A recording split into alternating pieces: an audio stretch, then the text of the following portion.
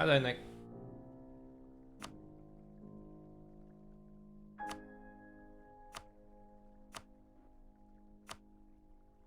Or that I don't have pause on the vent.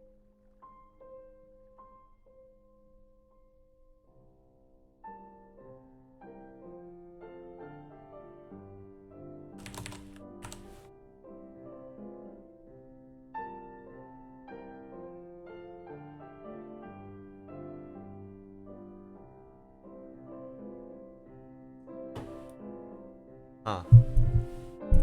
What skill?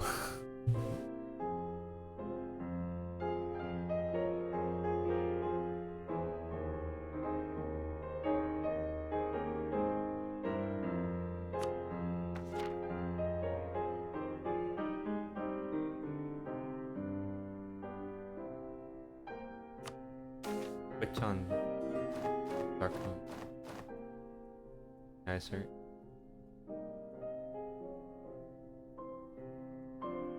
I'm not sure how to do.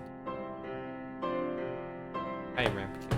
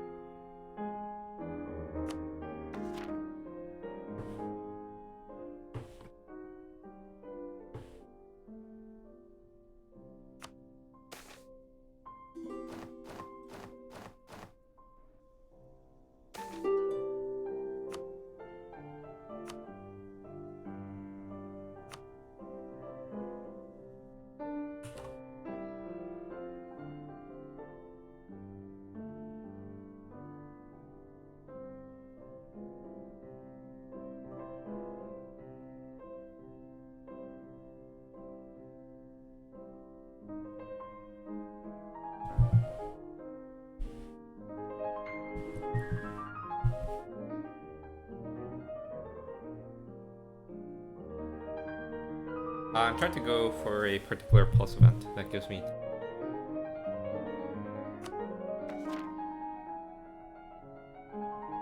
Yeah, I'm eligible for an event. 21st.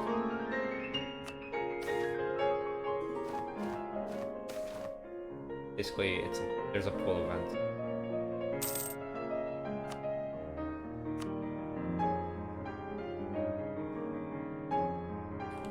Or unstable game. Go with that too.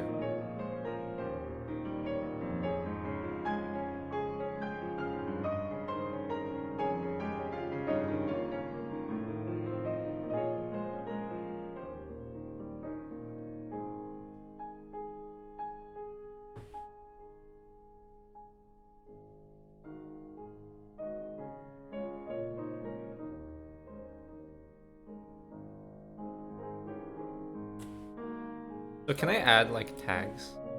Can I add a bird watching tag?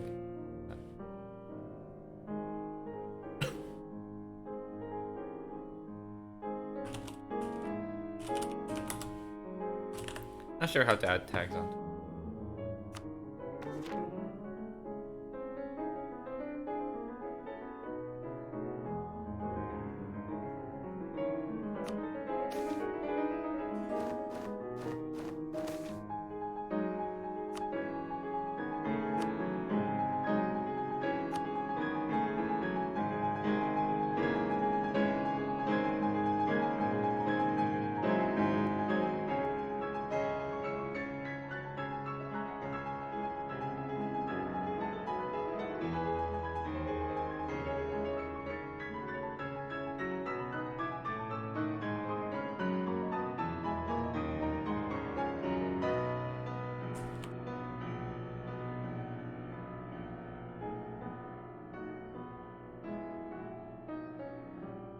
This is pulse 4, then there will be a +5 with another 10 PI coming up.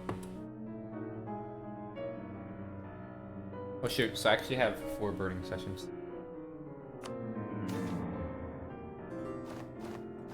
Check what date that is.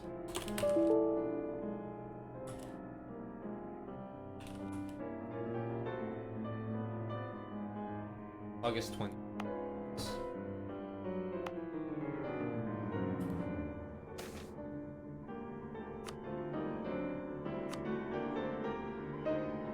Yeah, there will be much less birding.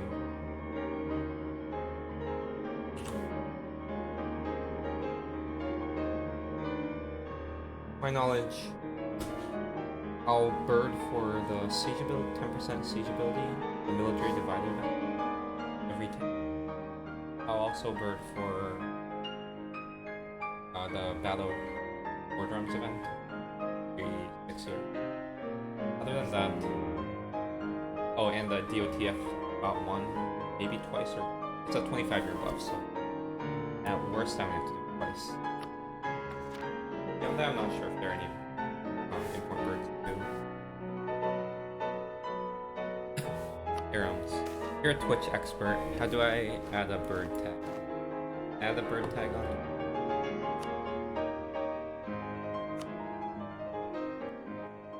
There, better? Thanks.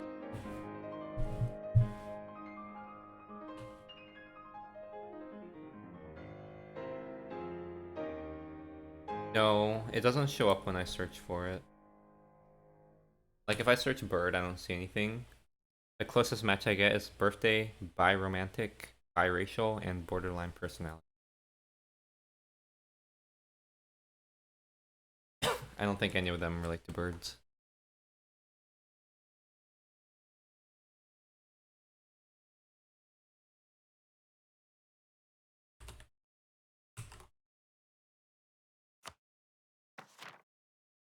Borderline personality.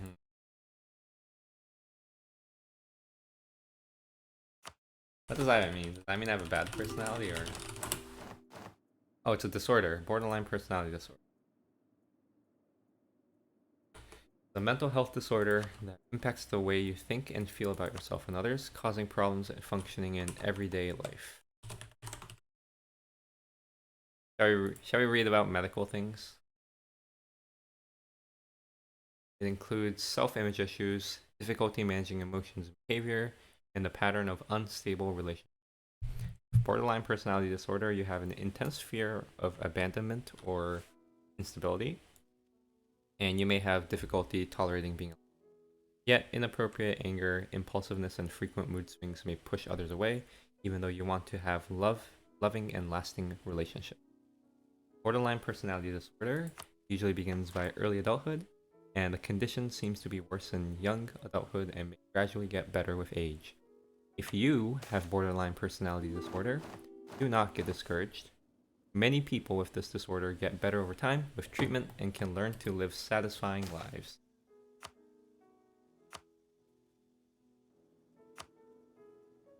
There you go. Oh, nice. It works?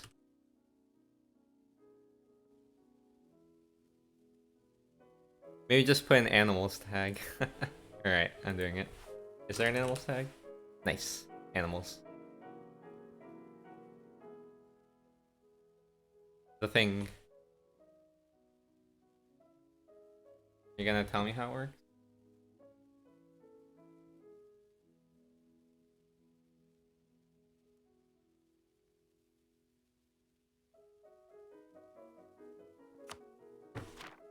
The boat thing. The boat thing. And while you're at Esta, can you check what that's back?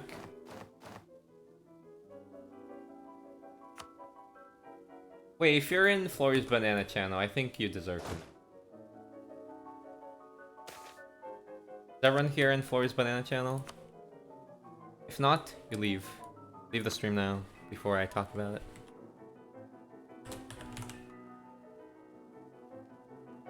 You need to re-vassalize the tag. Sparta left. Alright, can confirm.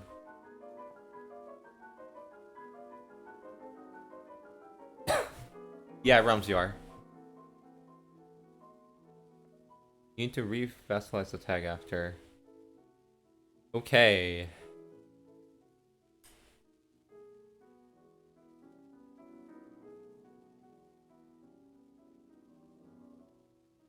Probably only viable with HRA. Wait, no. Doesn't this work? Wait, should I show it off or no?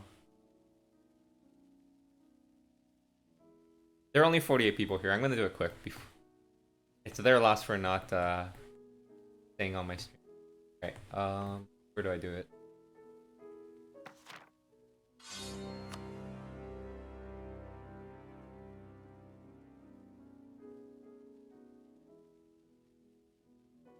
No, there's no way people care about this. It's so painful to do. It's like a Pope meme. What if you do this?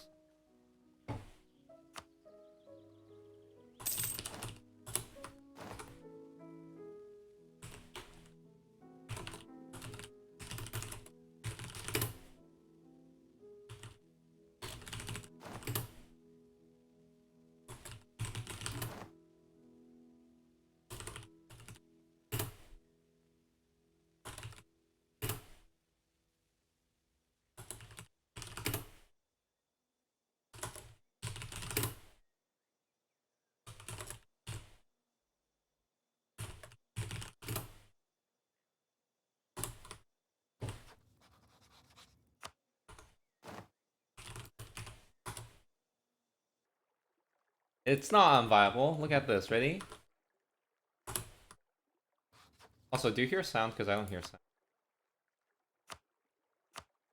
Oh, I hear sound. Did I hear sound for stabbing on? Whatever. So here's how you do it. Oh, shoot. So these most likely have to be like HRE vassals.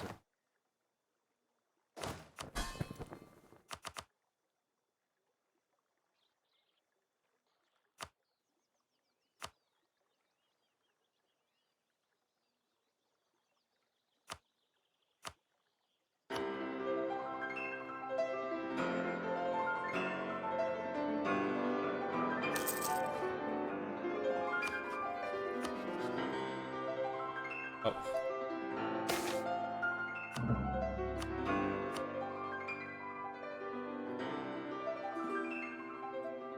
So you wanna place your troops here, otherwise they'll cancel it.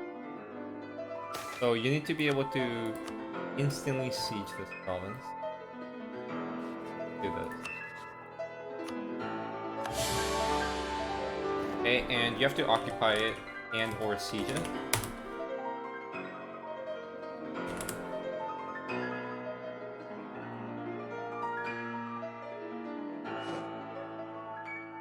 Oh, this doesn't work? Yeah, it works. Then you do this next month.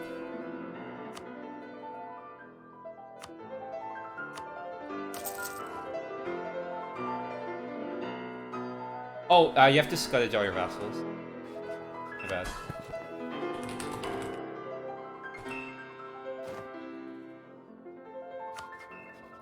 Well, you get the idea. Oh, and I forgot to vassalize him. My bad. Okay, let me do it properly.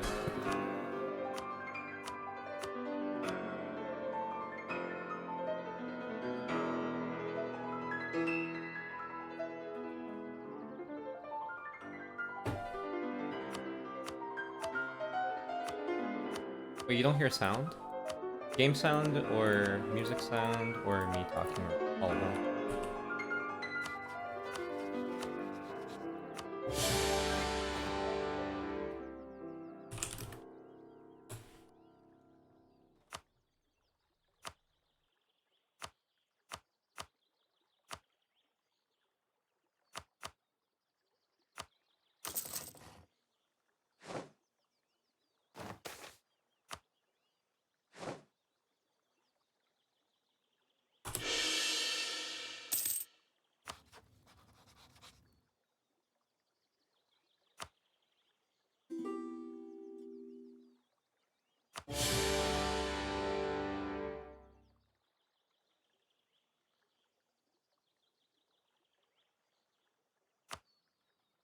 Wait, did I not?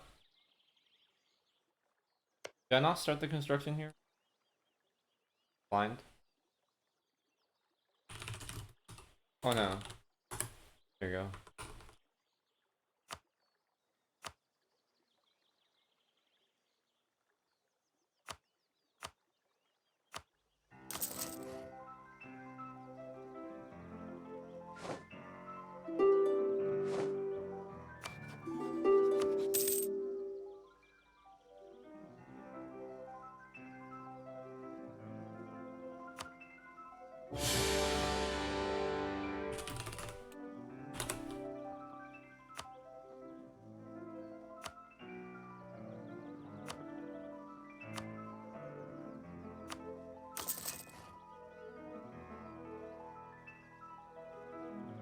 Okay. And I just vassalize them. Well, if I want, I can. Oh wait, no, I already started. Vassalize.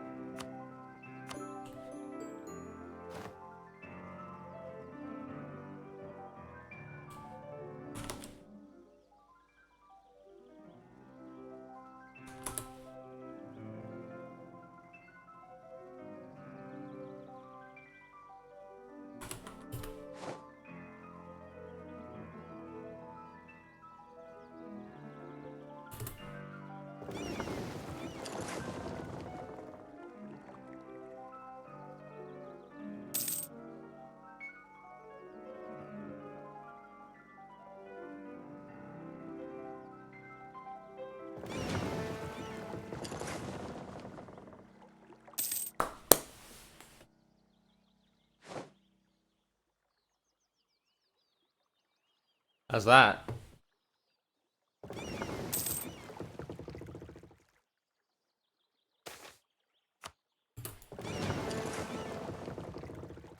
This strat is viable for sure. You just have to stack stab cost. You don't have to wait the construction time. You only have to wait the construction time once.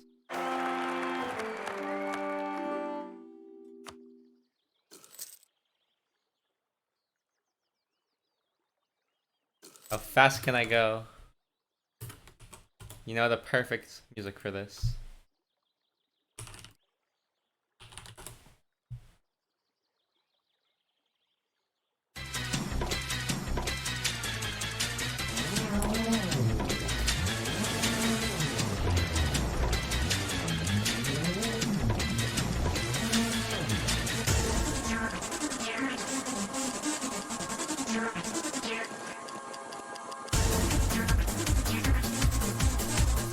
I don't know if this is fast. But it's supposed to be fast.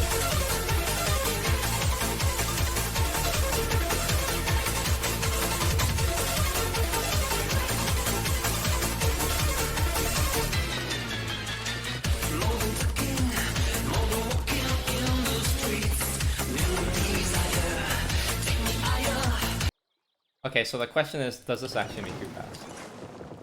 20 August? 19 August, yeah, I'm pretty sure it stacks. So you just have to get like 50 million of these, and eventually everything should become 1-day travel times. How's that for a future run? I bet I could do this Iron Man pretty easily.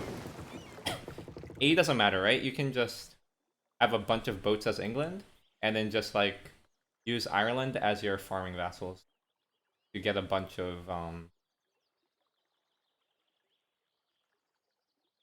doesn't seem to do too much.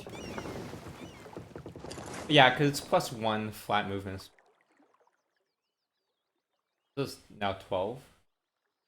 I guess it's supposed to be 8 or something. Yeah, heavies are 8. But the benefit of this, you also missed another crucial modifier.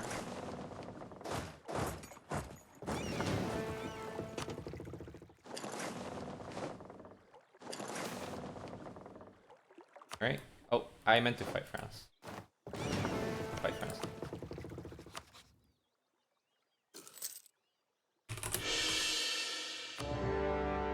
Okay, so I don't know how fast this will be because I don't know if it stacks. Wait.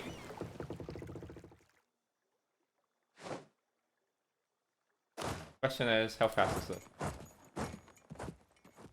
No, so I don't think the movement speeds. Yeah, this probably doesn't. But this movement speed does. I bet the morale stacks too.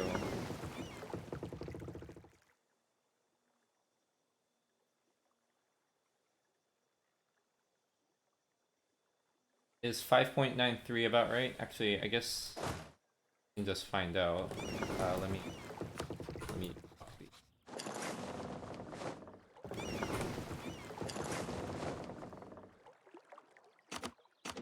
If I do this, that's 5.54. Oh. So you can get as much morale as you want. Trade power does not.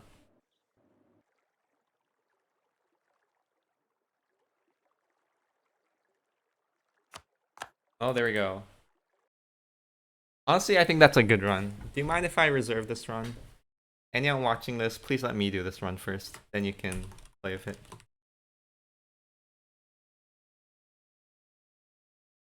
Ooh, how about the circumnavigation speedrun?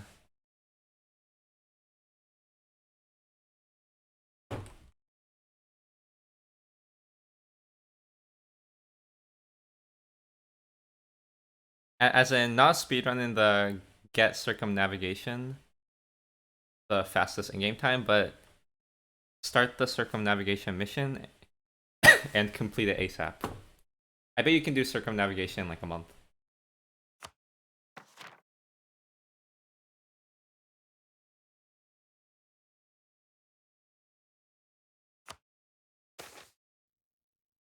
Yeah, I think that's a nice run idea. I'm very inspired.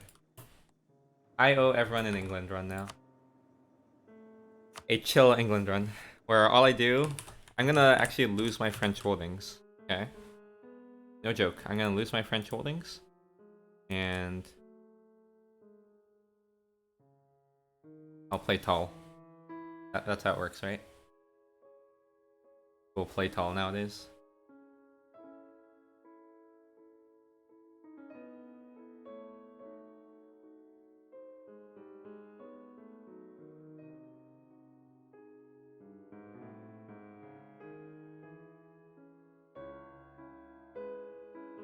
Birdie.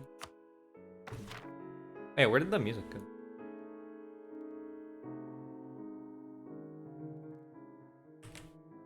You guys hear music? I don't.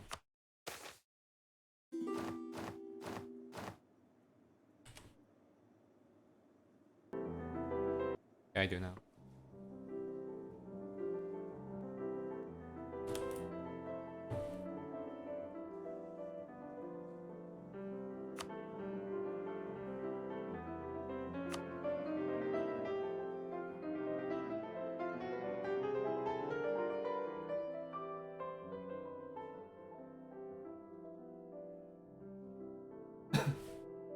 But something feels really good about super fast English Navy. Broom broom. Vacuuming the entire world.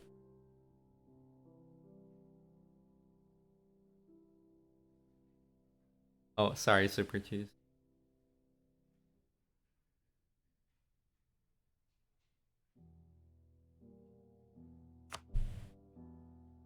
Is it me or is the sound gone again? Maybe my headphones whack.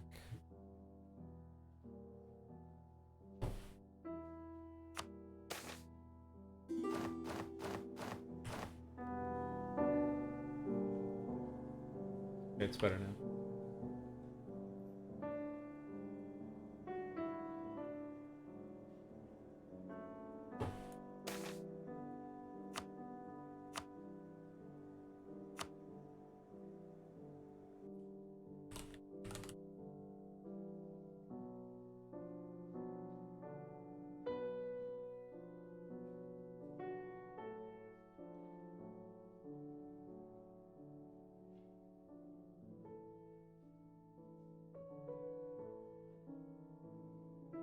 Oh, isn't there a flagship that reduces naval attrition?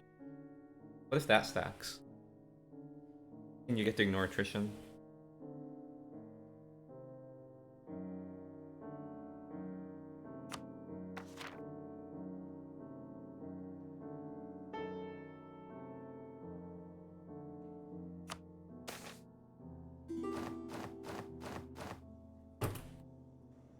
Yeah, it's kind of hard to stack the right ones.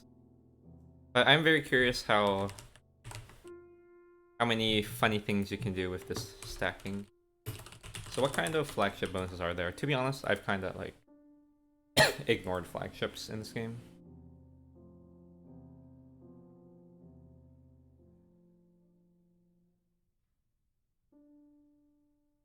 Okay, knowing if the engagement width also works is nice. Cannons probably worked. Morale worked. Fleet blockade impact. That'll be interesting to see. I actually think it'll stack. Movement speed stacks. Durability is probably fine.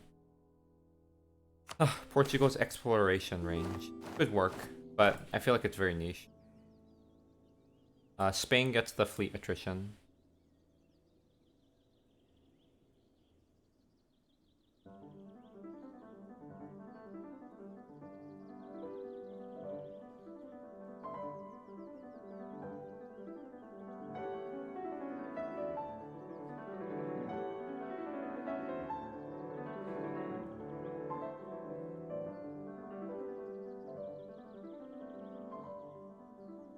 Flagship sinking.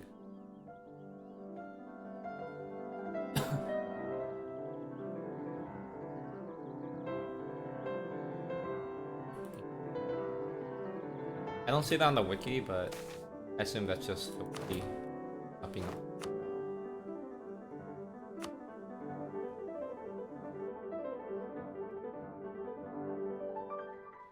The Dutch is culture-based, which is nice. Oh, was it not culture-based? I thought... Oh, no. No, naval doctrines are culture-based. Flagships are tag-based. Yeah. Yeah, I guess if you're Dutch, you can get the 10% morale. So 5%.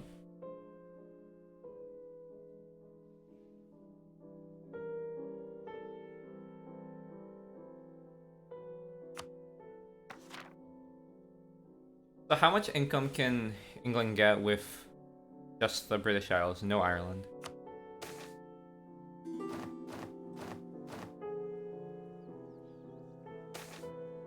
I guess I could scuddage mainland Europe vassals too. I'm gonna do a meme where I just truce break my vassals.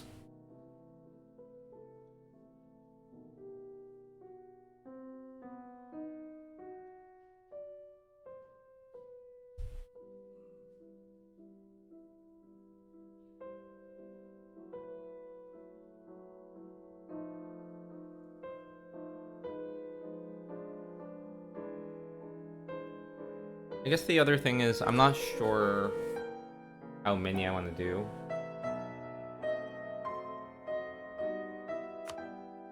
Because I think to do a lot of them, I need more coastal provinces. Because it's something you have to do in one go.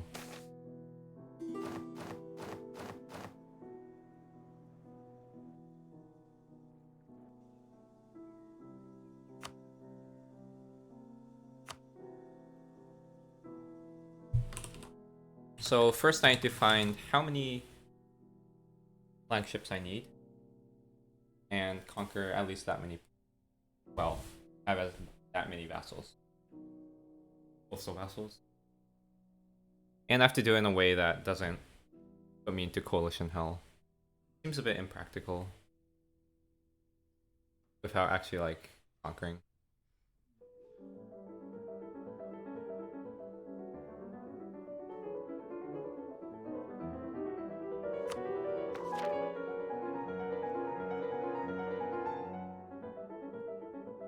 Kinda surprised. England doesn't have their own flagship. Wouldn't you expect England to have their own? They only have a naval doctrine.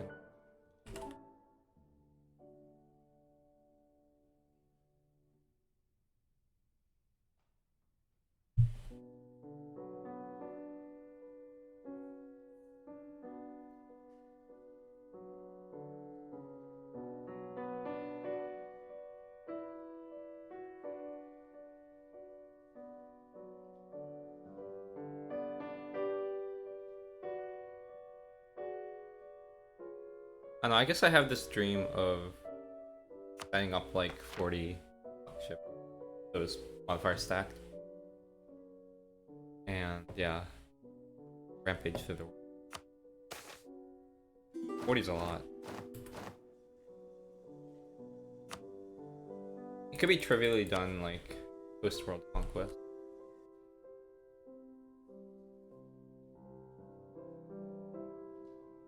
I'm not sure about doing it with just the British Isles.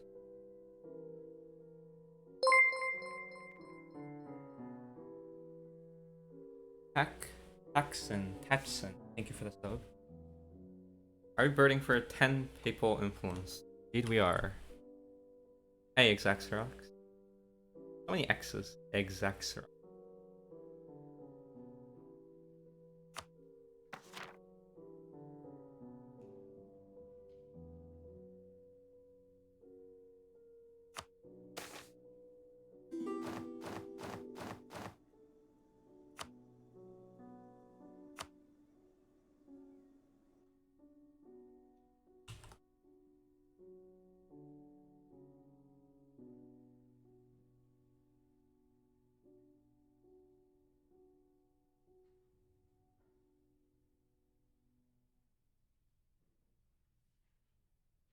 Thank you.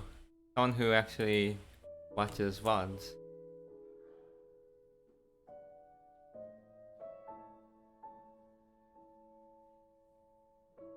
YouTube's hard, man. On Twitch, you can just like play, don't worry about editing. Not care.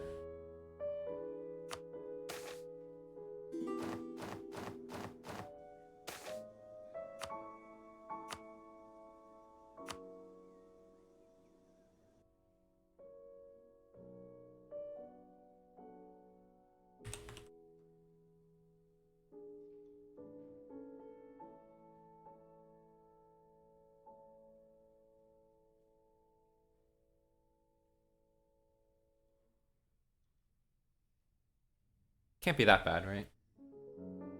I should have checked the weights. I think the weights are actually not so good.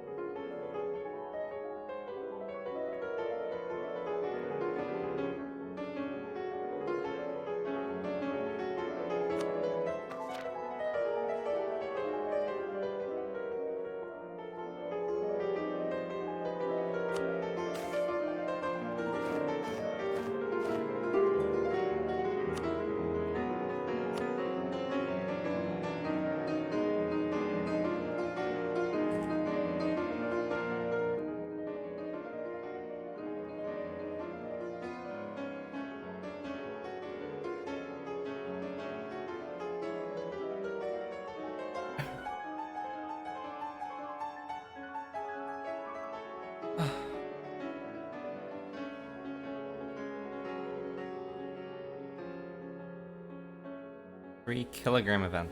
Well, what's the total weight of all the events? A metric ton?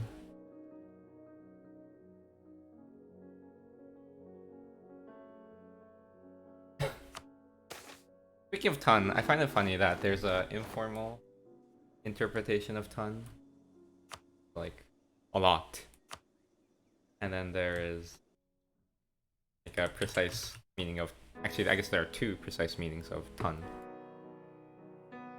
As a unit of measurement. Units of measurement.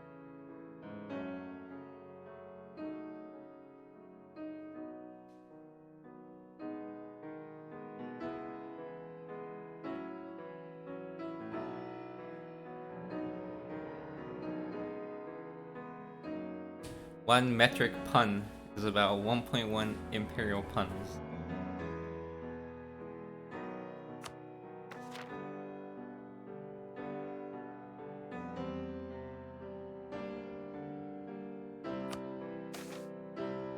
That means one metric pun or joke worth over one imperial joke. That implies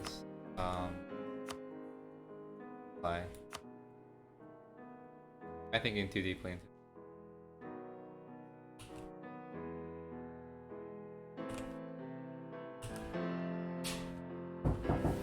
Oh, one sec.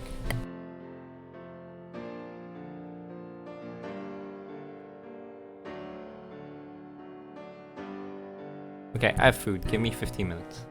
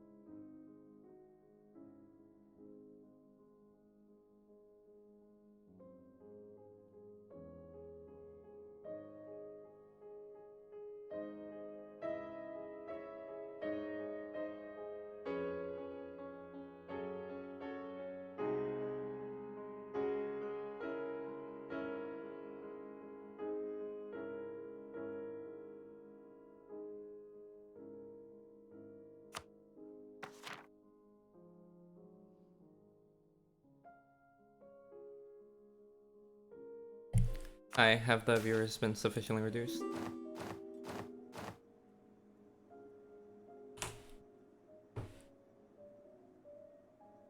What happened? Did I ignore?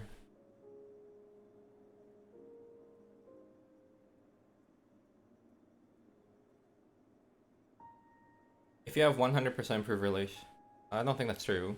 Base is 280 per year. Actually, let me read from top. Okay?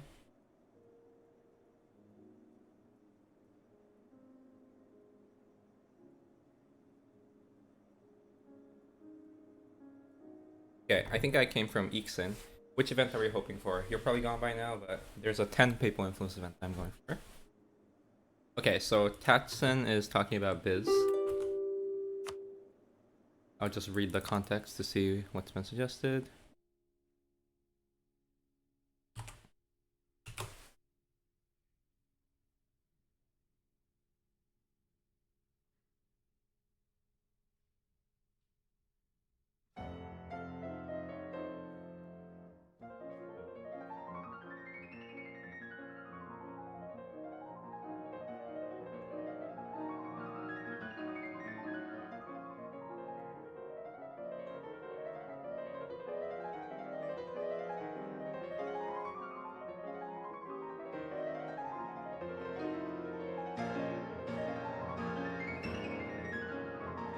It's 2 base. Let me talk about improved relations, okay? So any opinion that ticks down, sorry, any negative opinion that ticks down, positive opinions aren't affected. On January 1st, you see like a tooltip next to AE. It's like lowers by X per year, right? Okay, the reason you don't see it for me, because I have so much OE that my improved relation is below 100%. So, but the way it works is there's a base 2 per year for AE. Okay, and you multiply it by 1 plus your improved relations modifier. So if you have 100% improved relations, you get 4 AE decay per year. If you have 200% magically, you get 6 AE decay per year. That's how it works.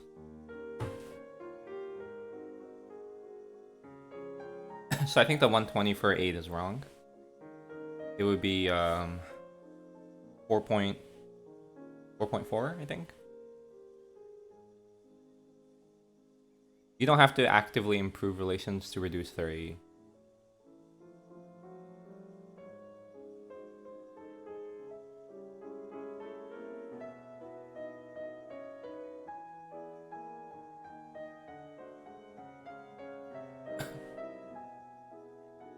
How to avoid coalitions? Well, it's tough.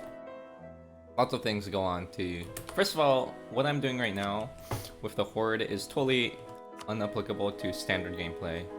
In fact, it's not even applicable to standard Horde gameplay, because I'm abusing Terra Incognita, and if you screw up Terra Incognita, you're fucked. You are absolutely fucked.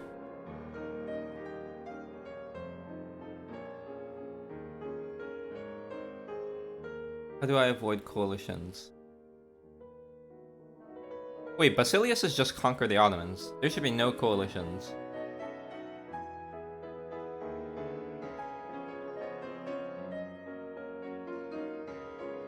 You don't need to conquer European Roman stuff for Basilius achievement. You only need basically all of Turkey. Sorry, all of Ottomans, basically, plus a bit more.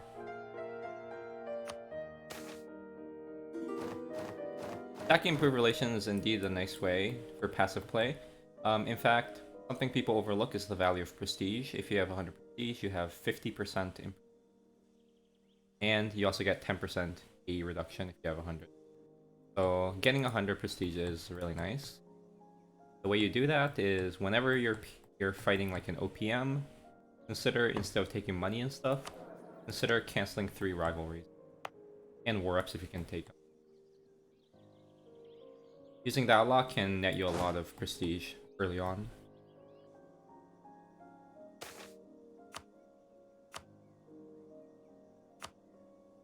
Oh, restoring the Roman Empire.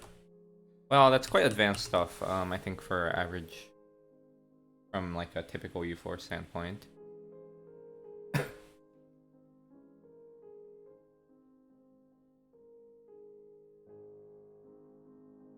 I think the standard way to do it is you do it slowly, in the sense that you should be happy doing it at like 1700 instead of rushing for like 1550s.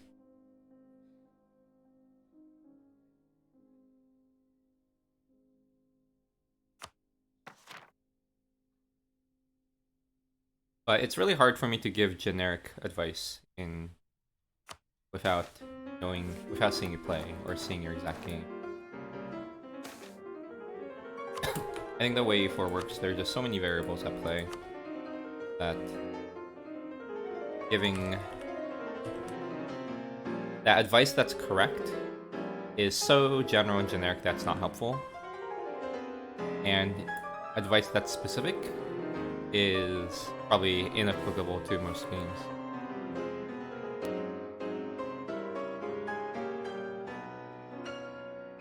So, whenever you're in Europe, if you truly want to optimize, the correct way to play anything in Europe is become Catholic and then do HRE stuff. That's by far the best way to play. Especially so if you're not like a super experienced player.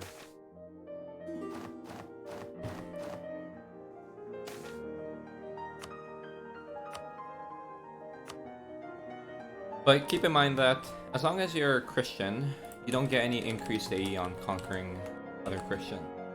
An Orthodox nation conquering Catholic gives the same AE to the Catholic nations as a Catholic conquering a Catholic or a Protestant conquering a Catholic.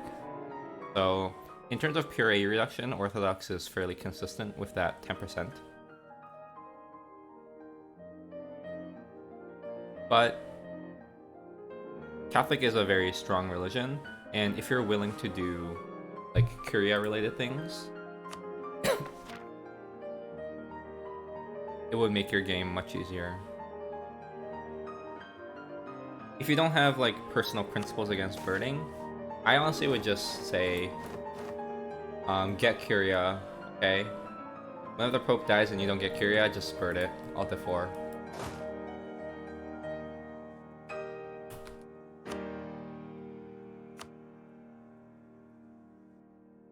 Yeah, that's the same for any religion. The way AE works, this is a common misconception. Conquests between heretics don't give additional AE. Well, that's a bit misleading. The attacker being a heretic does not affect AE generation compared to the attacker being the same religion.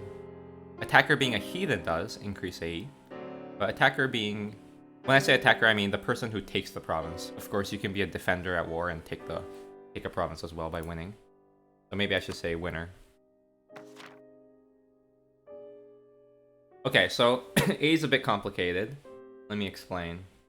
So culture, the province matters, okay? It's really weird. Religion, the nation matters, okay? So I am a Catholic nation, right?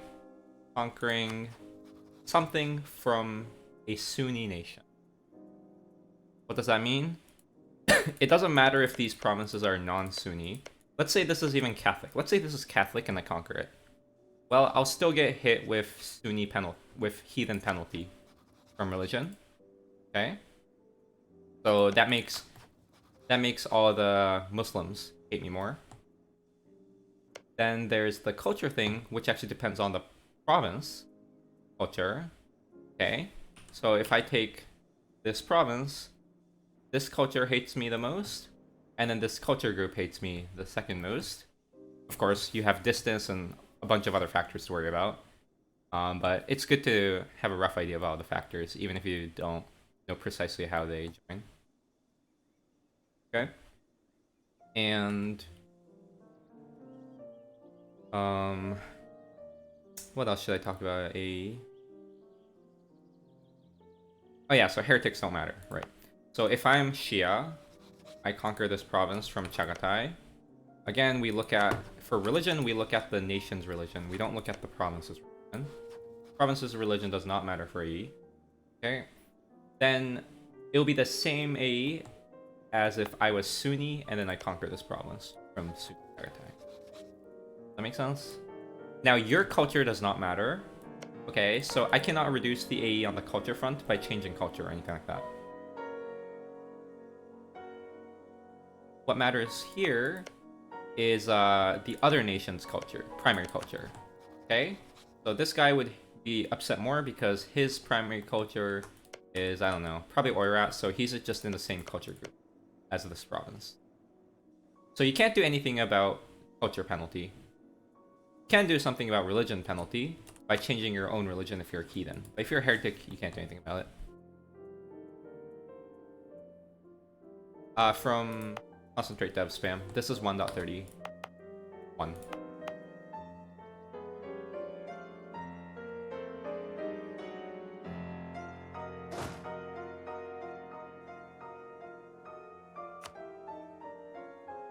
Does taking promise in an offensive war give the same AE?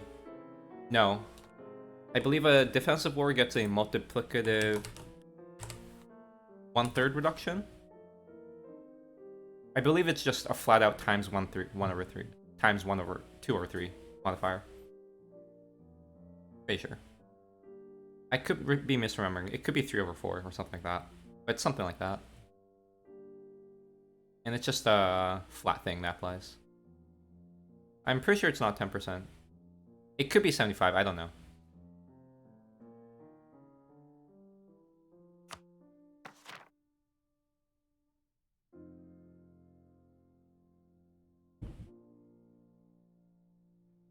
Ixen, since 1.31, there's a mechanic that lets you heal development. If can I do it somewhere?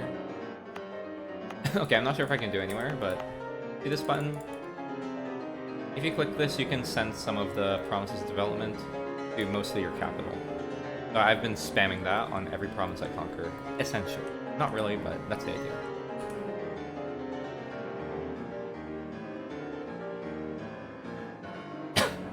Sure, third way achievement is less AE heavy than like a comparable achievement that requires conquering other religions.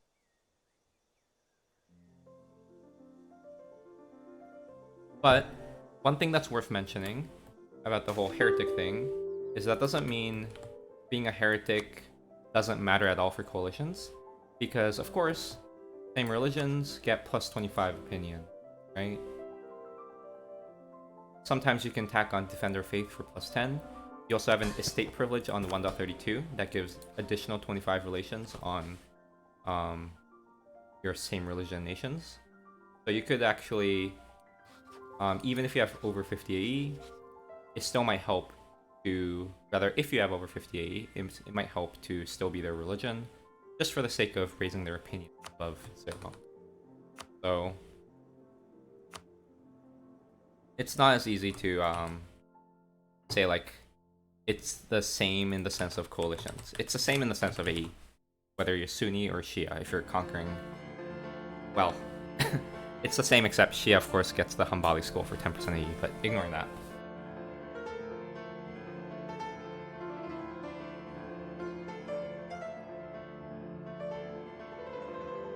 Yeah, and the funny thing is Holy War has a multiplicative AE reduction, right? 75% AE.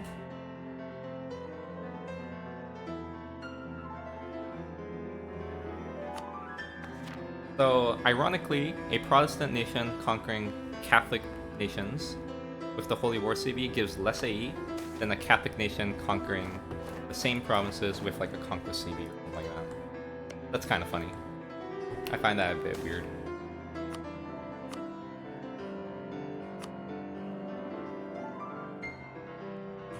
Also, on that note, I want to. I was talking about this. This idea sort of popped up in Discord, and I think it's kind of interesting. So, EU4 coaching thoughts. I do genuinely wonder if I could have like a productive session with like 2 hours.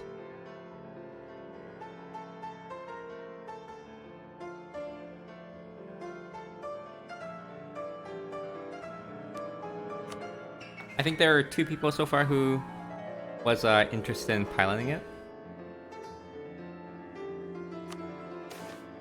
The way I'd probably plan it out is, first of all, the person has to be like reasonably familiar with the mechanics, in the sense that I don't want to teach the interface or like acronyms or vocabulary.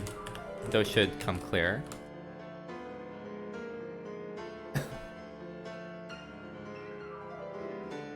And presumably I'm going to be talking about single player. I'm not going to be...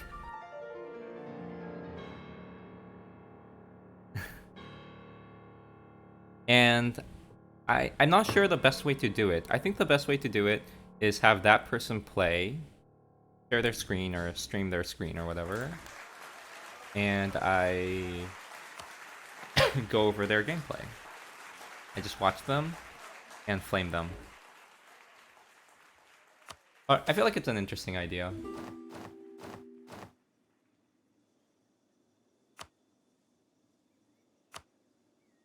Like, say... Oh, but my multiplayer coaching would be hilariously wrong. Intentionally so. I would say, like, someone's gonna dev push, and I'm gonna go like, why are you dev pushing? Why not Dow your neighbor?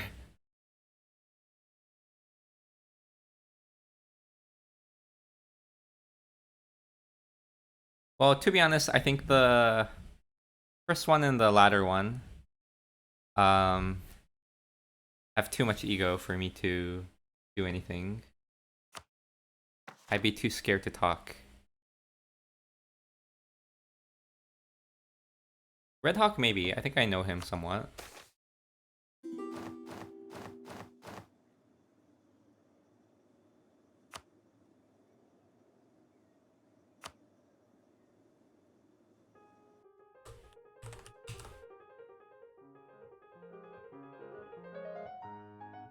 I don't think me coaching Flory would be that interesting. I'm only gonna be talking about very precise stuff because that he probably already knows about. Because he knows most things that I do. What would be the end goal? I'm not very sure. Because I think if we were to like literally go through an entire world conquest, it would be a very long series.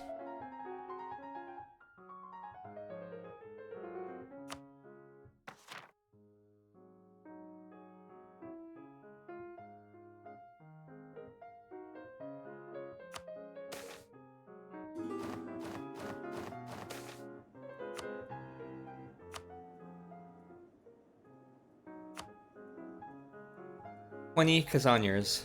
Maybe. Yeah, I'm thinking like opener would be decent. And I think if we were to do something, it ought to be like a horde. I mean, I claim I know non-hordes decently well, but I don't think I stand out on non-hordes compared to other people.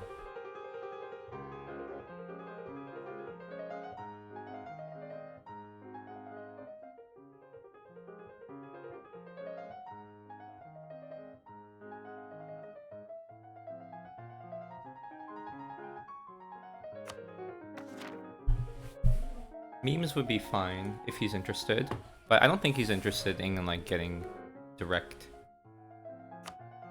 like teaching. I think he said he was very interested in like learning himself and figuring stuff out on the fly.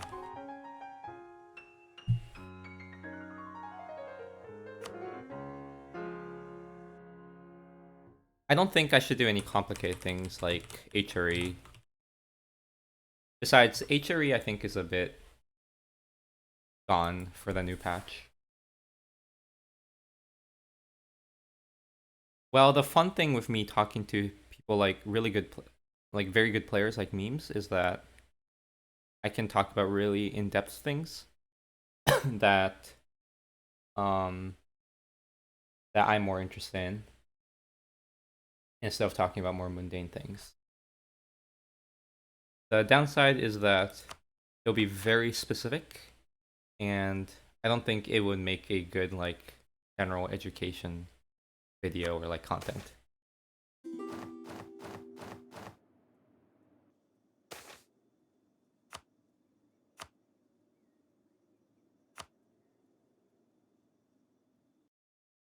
I don't know. He's in his own bubble. I mean, he's a pleasant dude when he's happy, but he can be unpleasant when he's stressed out. And I think he's a fairly stubborn person. It's kind of hard to convince him that yeah.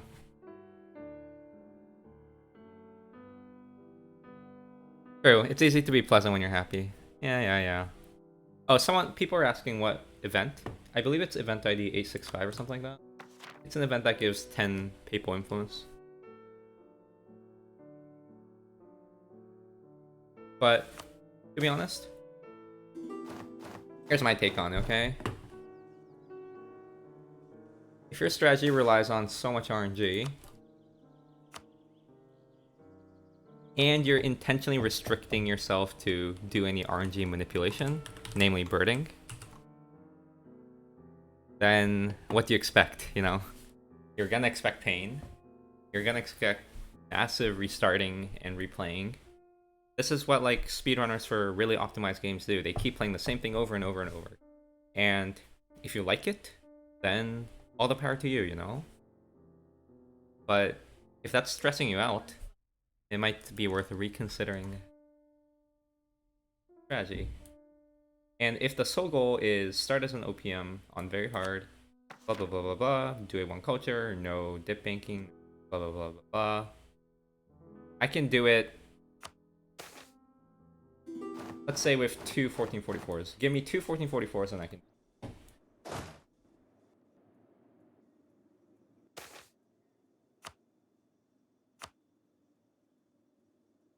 There are way less RNG heavy strategies out there.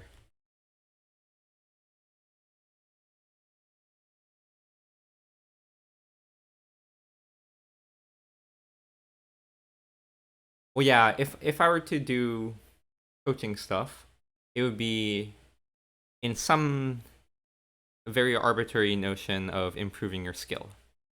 What does that mean? I don't know. But what OPM would you pick? I don't know. I would just pick like honestly name an OPM and I can do a one culture as it. But I am playing on a patch where you can easily stack culture conversion.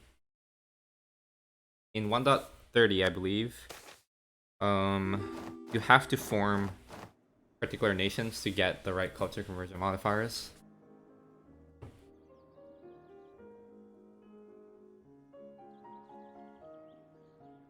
Oh shoot, I don't have my Iron Man compatible TI mod. Was Friesland really an OPM? With this guy? Wastek? Not selling your classes very well. Well, it's because I am actually very skeptical of it working. Yeah, Wastek I can totally do one culture. They're quite nice actually. Don't they have CCR in their national ideas? And New World is pretty chill, you know? Because you get so much income from gold in the New World. Oh yeah, Ryukyu, trivial.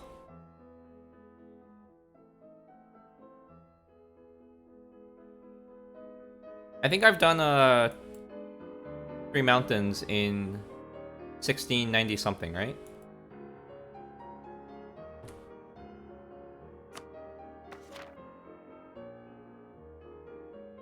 I think it's very easy to convert that into a one culture. Alright, trivial is very rude. I don't mean to say it like that. I just mean that I'm very confident I could do it.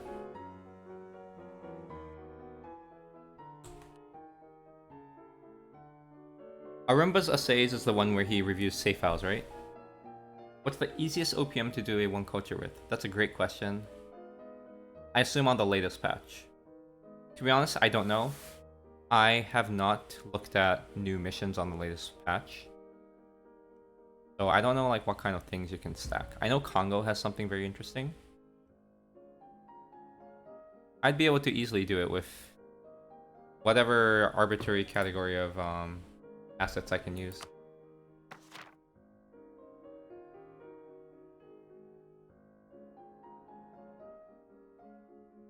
Basically, if I get a list of you can do this, you can, or rather you can't do this, you can't do this, you can't do this, and assuming it's the same rule set that he's following, I should be able to do it. What's the most non-exploited run I've done? Honestly, I would argue that the Flanders run I did, the one culture, is fairly standard. I didn't form any nations. You know, tag switching is an exploit, as you all know. I didn't use HRE. Again, using the HRE is an exploit.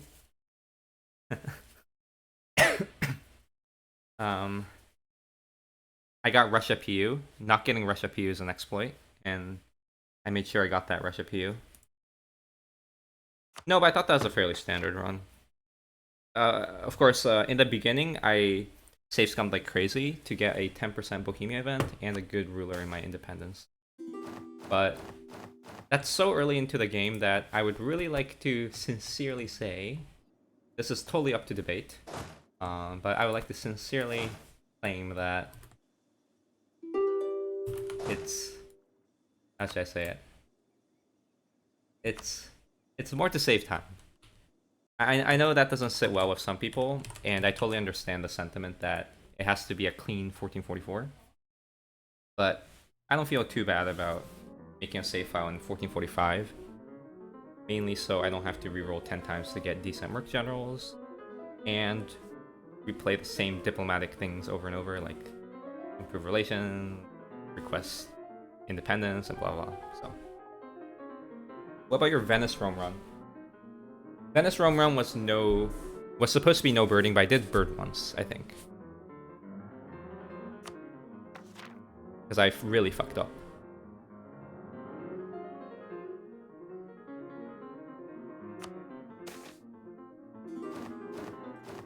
But yeah, I don't know.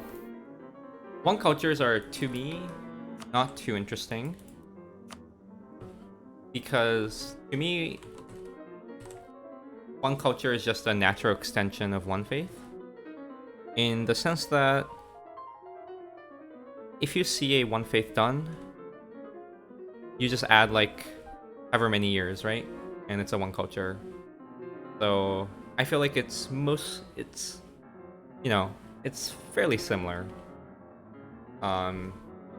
As just doing a one faith by like say 1750 or whatever. IR one culture is horrible. I saw it. Okay. Also, Plappy, I think you asked something about OPM one culture. Frankly, I don't know. These guys are OPMs now. But I would say anyone who can become a horde, that's a big plus.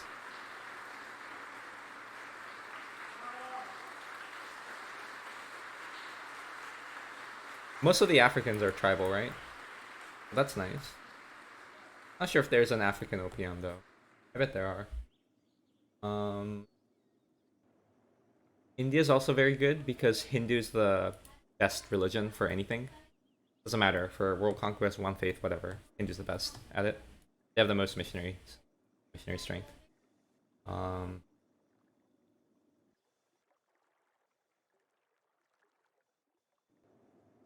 Inside the HRE is pretty good too, you know? Because assuming you're allowing revoke, HRE is such a powerful tool. But I don't know.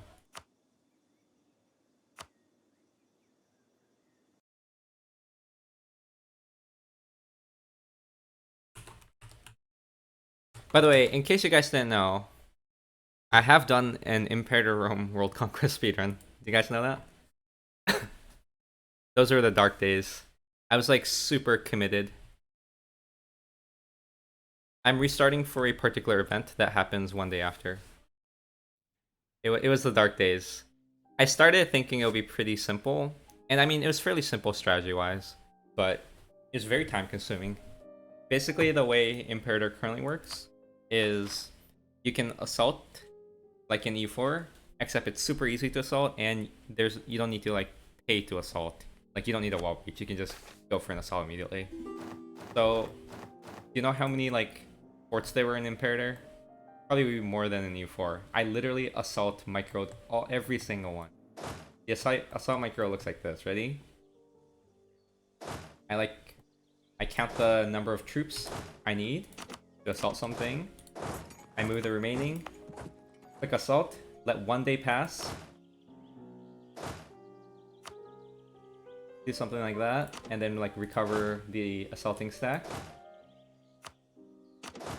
Okay, continue. Let 1 day pass. I did that for almost every fort. Towards the end game, I became lazy because I have so many troops that I just like YOLO'd in. But oh man, that was the days.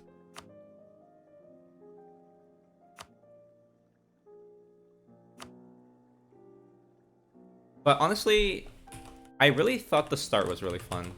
Like if you have Imperator Rome for some reason, and you want to try like a really fun, like super micromanagey war game, just play as Antagonists and declare on everyone. It's really fun. Well, I found it really fun.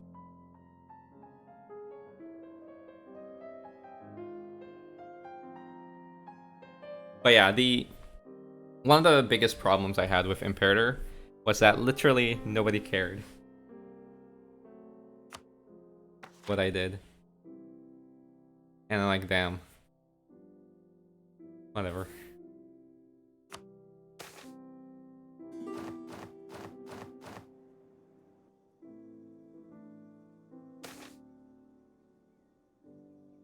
Oh, by the way, you guys want to see something? Here's a thing we recently discovered. Okay, if you ever get this pulse event, where's the Crimea company? That's this. Okay. You take the general. Whatever, I don't really need them. Okay, and then you save. Exit to menu.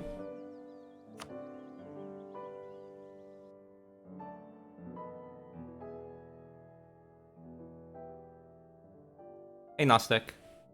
I think it depends on the fort level, no? And actually, we were just talking about Imperator Rome assaults.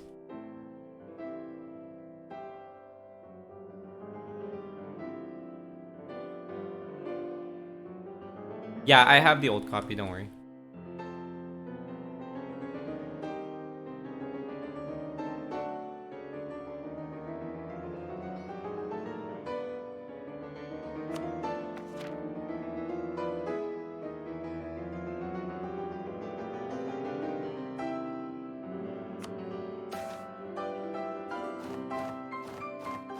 Well, welcome back. Was it bienvenido? Oh yeah, so after you restart, watch. Hey, we have old mercs. That's a pretty new thing that we discovered. Ain't that nice?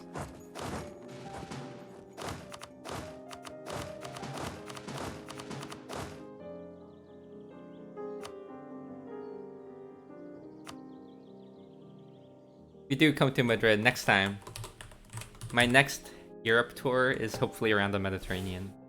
Madrid is sufficiently close to Mediterranean, right? Realdor, I should mention, I think Imperator is fun in the beginning. Because it's like a refreshing... I like to think of it as a refreshing variant of U4. The only downside, or a big downside with Imperator, I think, is that there's like zero flavor, except for a few nations. And even then, I felt like the flavors were just lackluster. It feels like I was playing the same game, no matter what nation I played. Which is that's an exaggeration, but...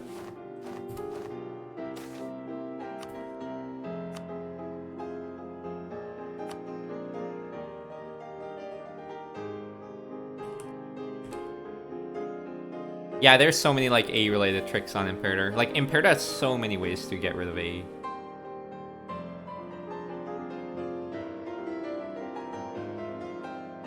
Yes, the map is also very beautiful. And honestly, I like the Imperator music. Yeah, I'm trying to get 10 PI. I'm trying to get 50 PI so I can invest in the 1 dip rep action.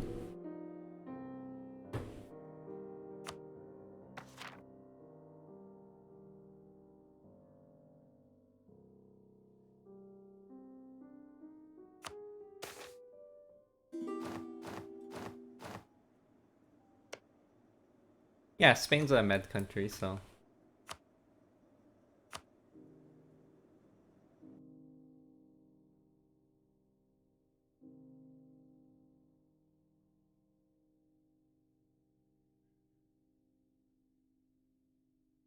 I don't know Gnostic, but my missionaries aren't working too much, so figured I'd get myself a bit of a buffer.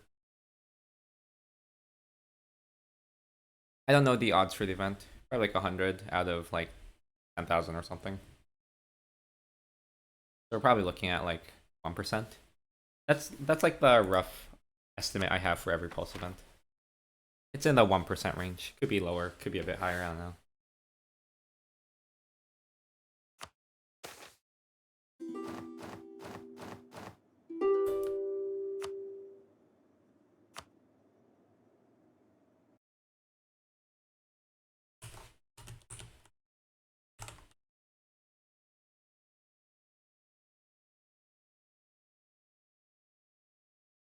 Yeah, I'm fairly certain. I believe I checked on console offline. I de-Ironman the save file and then just like ran the event, and it showed that I had passed all the triggers. No, there are some weights. There are some important events that have like 100 weight. There's even one with 200 weight that I was looking for in Aztec at one point. But yeah, I think the personality events are super low. Personality events, as you said, are like way below 1%. No, event is on the 21st, don't worry. I know because these are pulse events that I'm seeing. I just have to keep restarting. No worries, I'll get it. I actually just got, not just, but yesterday I got my COVID booster shot. And I don't feel like super pathetic, so a bird day isn't a bad day for this. I don't need to use my brain. I can just relax. Oh, also, sorry, let me interrupt this. We were just talking about Imperator. Now I wanna hear Imperator music. I think it's really good.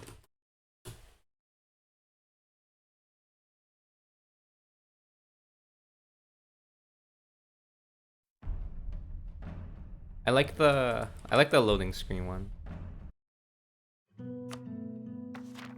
Where's the loading screen?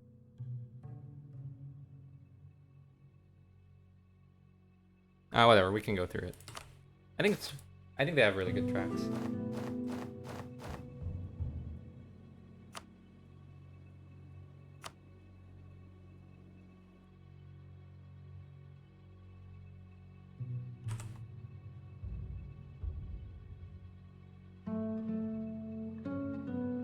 Better than Chopin? No.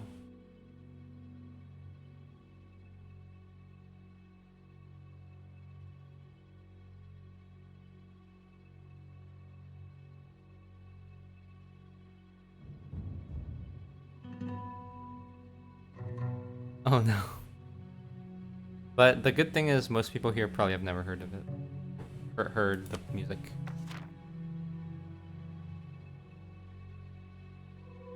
Don't accidentally reset when you do get the event. I'm good at not doing it. I've yet to do that a single time. It would be devastating though. And I can see myself doing it. Alright, see ya, Gnostic. I assume nothing will change by the time you're back. By the way, guys, there are 3 additional birding sessions that I have to do after this one. So the chances of good gameplay is looking grim. Mostly going to be black screen and just chatting.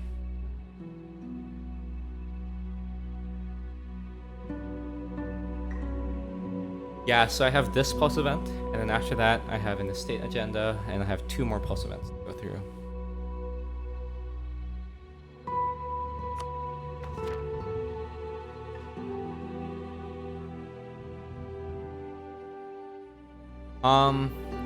Well, Nostek, you and Terry convinced me that to get a very nice number,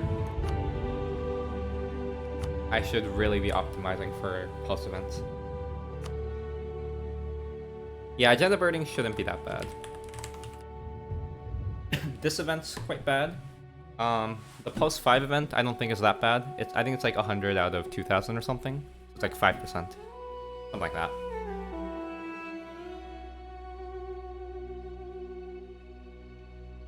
You should switch your category to just chatting. I wonder if it'll actually give me more viewers or less. I think it'll give me fewer. Because people are like, whoa, Lambda, the EU4 player playing EU4? And they get hit with not EU4. Whereas if it's just chatting, it's like, who is this guy?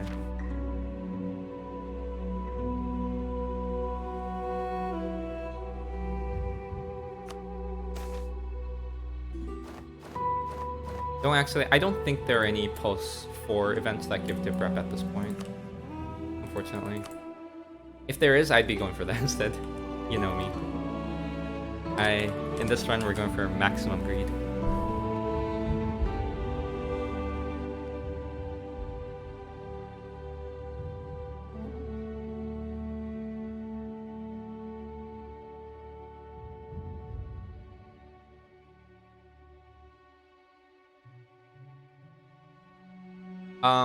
Unfortunately, the 8 tributaries don't work, Nostek. It does not work on this patch. In fact, I don't think it works on the latest patch either. Try it. Basically, that, like, script doesn't, become true ever. You can have, like, 10 loyal tributaries, but it'll only think you have 1 loyal tributary. So that one, unfortunately, doesn't work. You're talking about the tributary events dot something, right?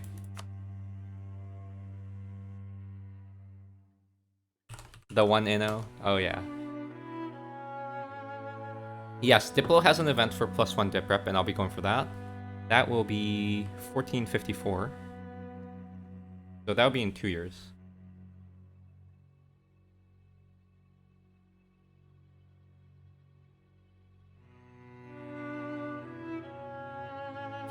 Idea group pulse event birding isn't that bad. And there aren't too many. Especially when you have 1 idea group.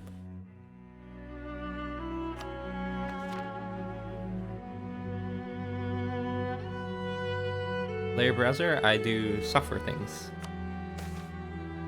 Software things and robotic things.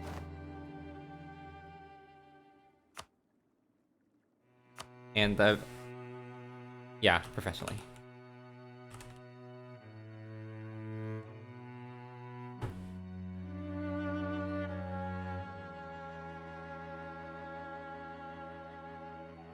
But honestly, I'd be down to go for like a no birding variant of this run.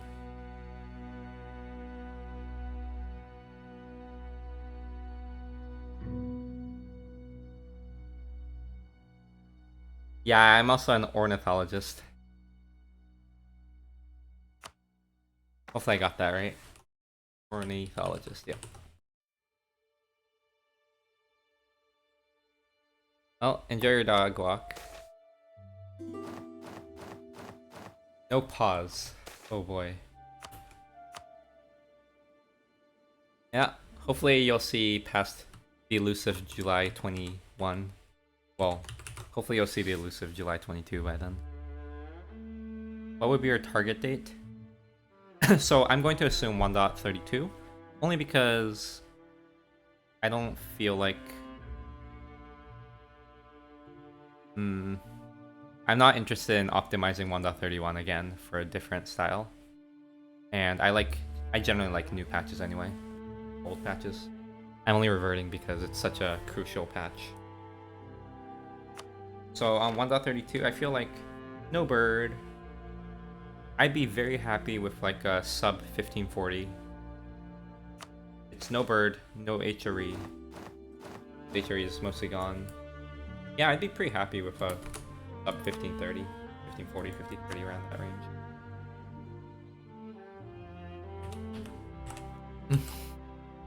Let's wait for Gnostic. For gamer, that's some I actually really like real-time speedruns as well. But there are a couple problems with it. One, my computer currently sucks.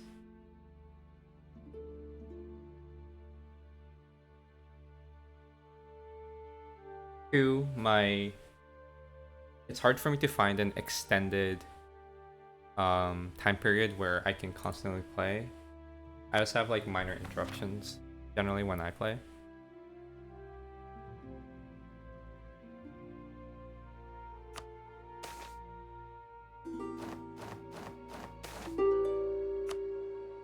And finally, it's something I'm not very comfortable with. So I need to practice a lot. I bet I'm horrible at real-time speedruns.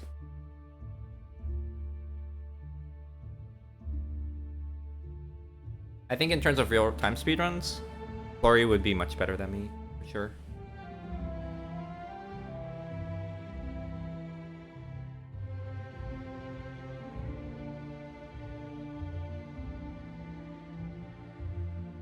But you know, I have this very ambitious project that I keep telling myself I'll do, and I really hope I do it because I feel like it's a nice what's it called? Magnum opus. Not a book, but which is the following. Real-time speedrun of every single achievement. I create a fresh account and do all the achievements in like 300 or 200 hours. I think I can do it in like 300 hours.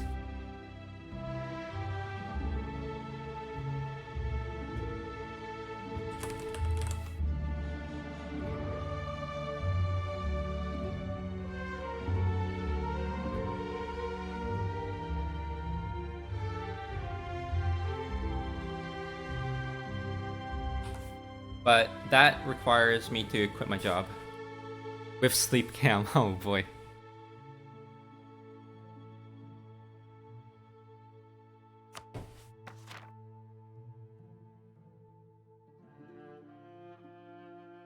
No, it'll be segmented. Like, let's say it's like 8 hours every day, and I have to do it for like 2 or 3 months straight. There's a potential timing window where I could actually do it. But it depends on how like my IRL things line up. I could find like a 3-month blank where I don't have to work. But it has to be beyond 3 months because I need to spend time theory crafting and planning. The planning will take a lot of time because I don't think it's something people really think about, like optimizing for the number of achievements. So I'd have to do some practice runs and stuff. And every time I do a practice run, I need to get a new Steam account so I can reset my U4 hours. Well, rather, every time I do an attempt. Some of the earlier practice runs where I know I won't do well, or I don't intend to do well, I'll just do it on this account or something. Not really, to be honest. Fine.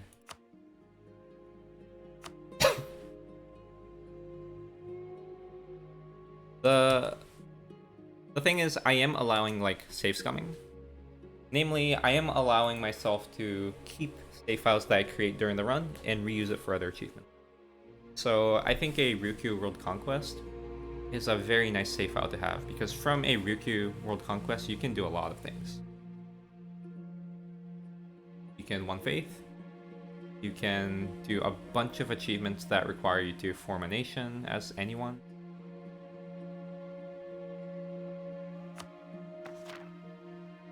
You might be able to do some of the release and play as achievements too if you prepare that well.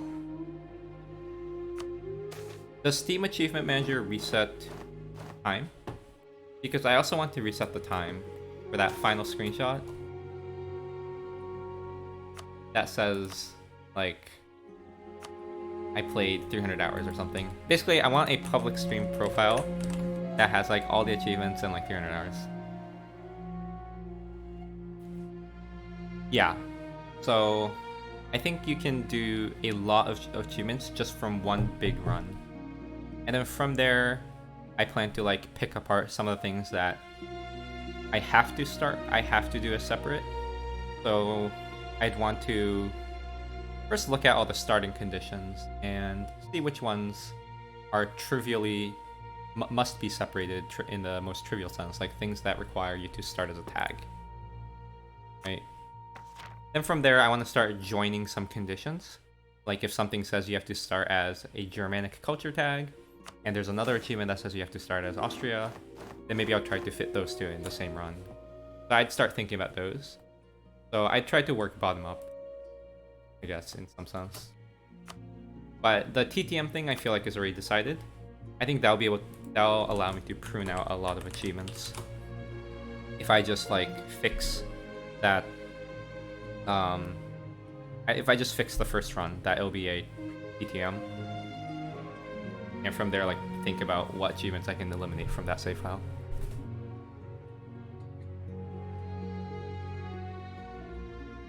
What's a good nation for someone's first world conquest? I am a strong Mughals fan in terms of simplicity and just like ease of execution. I guess those are similar. The only part that throws people off of Mughals is that the difficulty is a bit front-loaded. Starting as Timurids could be a bit hard until you sort of like practice the start and get some, and not get horrible RNG. If you get bad RNG, Timurid starts could be really.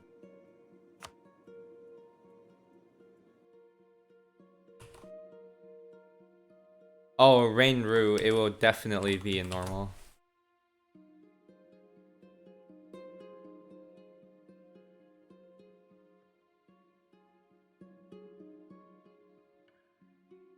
Well, I don't know how to convince people or how to entice people to world conquest. It sort of clicked to me naturally. I found it like a very interesting thing to do because for me, I valued the strategic aspect of U4 and like the resource management aspect, and micromanaging things is genuinely interesting to me. I know there are many people who aren't like that. And for those people, yeah, I don't know how to like sell world conquests to them. I mean, frankly, you don't have to do a world conquest if you don't like it.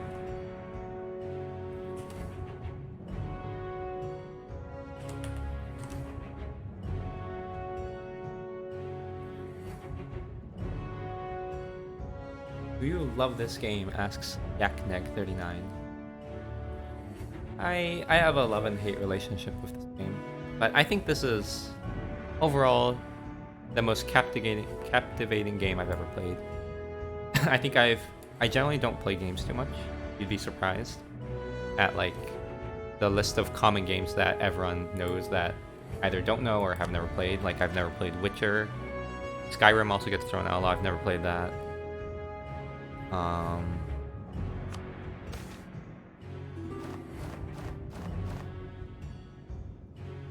What are other common games? Like Dark Souls, I've never played that. I don't play anything action-y. I mainly play strategy things. And even with strategy things, yeah, it's just EU4 that truly captured me.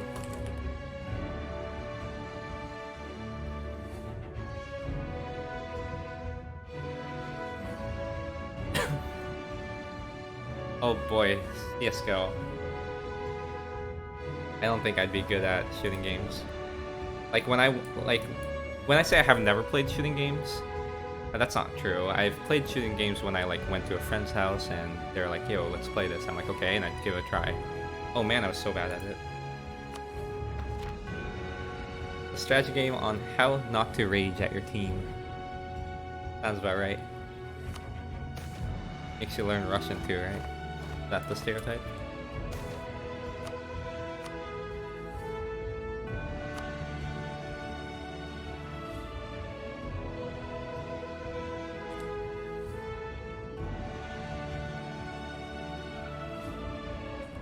Oh, I like this music, by the way.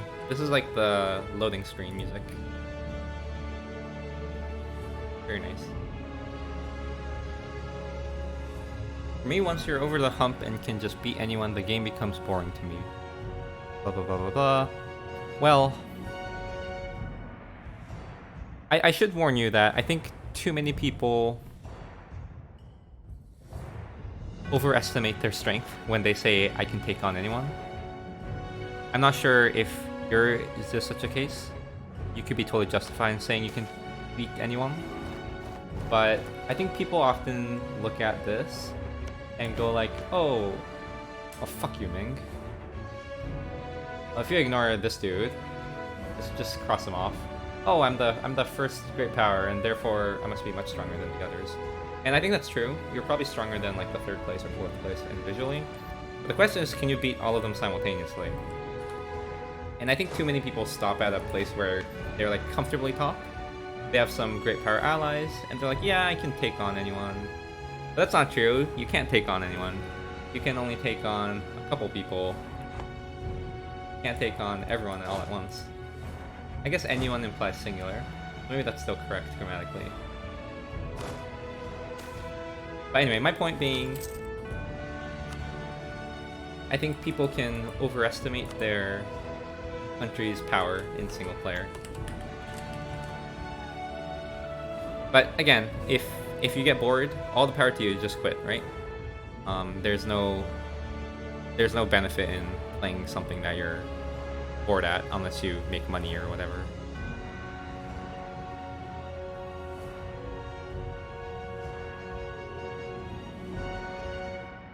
Being IGL is basically strategy. Too bad I don't know what IBG.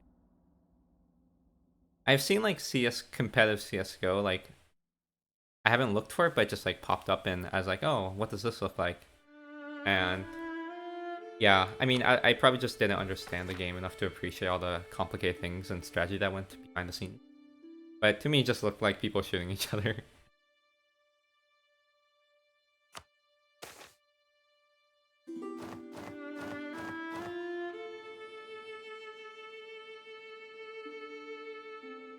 Yeah, I mean, as long as you're happy with whatever you have, then it's a game. We all do what we want. And honestly, my personal feeling with EU4 is that EU4 is best enjoyed casually instead of like super hardcore. So many people who play EU4 hardcore that I know like sort of lose their minds over time and quit EU4. I think it's just Flory going strong.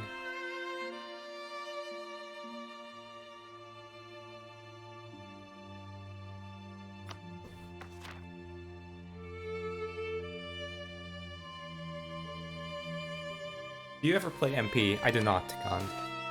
I played once in a roleplay focused MP. I was playing a horde with someone else who plays a horde, and I guess I roleplayed too hard. I alienated too many people when I played that MP, so they kicked me out.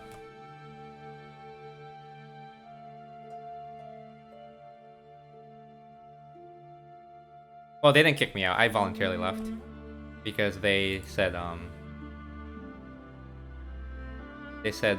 some people said they'll leave if I don't, like, basically like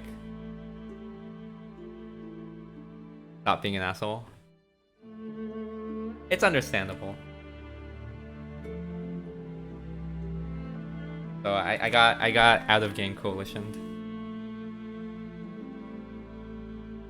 I think the Russian dude was actually fine with me. I mean, he was upset at me like when we were like okay, so basically here's what happened. Esk is another player who went insane after playing U4, but he used to be a very, I mean, he probably still is, but he's a very good board player, and we were co-op on the same nation. We were both oir13. So of course it's unmodded, so you have Ming Bank. So of course shit's gonna hit the fan, and you know, things are intentionally unbalanced. Like Estela, if you've seen her, was playing calm, and of course we didn't declare on her, we just tripped her. And you know, we had a couple other like small nations. There's one big player nation that was Muscovy, and yeah, and then we kind of like snaked over here too early for him, and we took like a gold mine that he wanted, this thing, And he got a bit upset at that, and then he declared on us. And then, yeah, and then we won. But that's what happened. We won, but then people didn't like the idea of Russia not stopping oir13, so I think Russia's bankruptcy got reset and manpower got reset too, I think, after the session.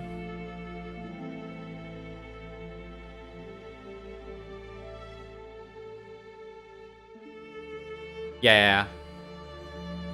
I was role-playing too hard. I accept that. Oh, just bankruptcy reset, okay. Yeah. But like, people ganking me, I feel like would have been funner than people threatening me outside the game to leave. No, I honestly I don't think I'd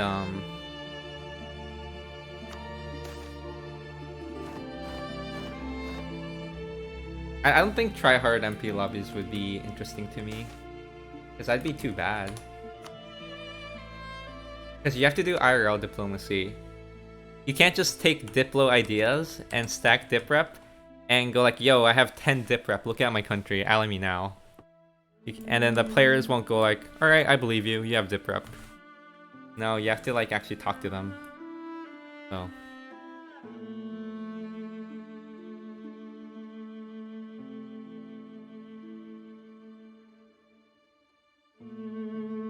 And honestly, okay, so that's my experience with MP, but I mean, I didn't really like, I thought that experience was reasonable, but there are other aspects of MP that I can't deal with right now, which would be like scheduling. Like, for me to seriously commit to some MP, I'd have to leave open like a decent hour chunk on like a particular day every week. And I can't do that.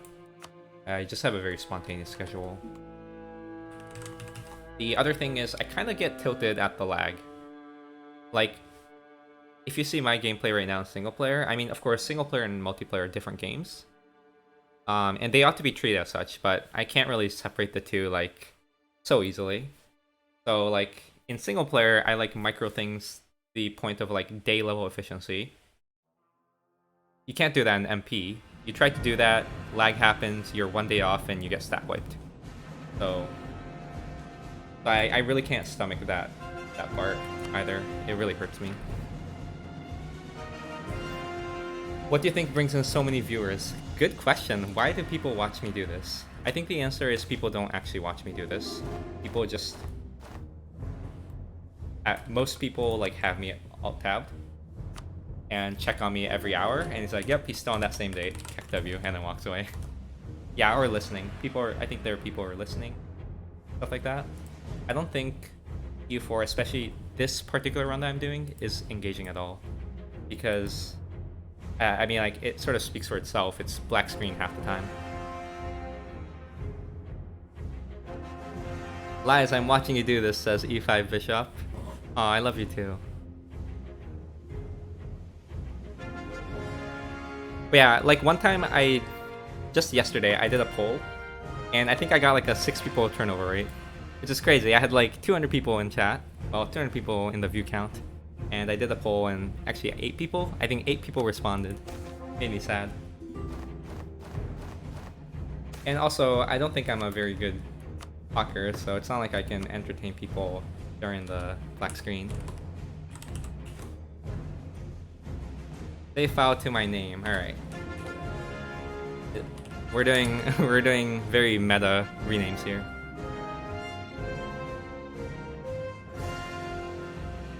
Yeah, Botcha, that's crazy. Speed 3 Wars. I can't imagine Speed 3 Wars.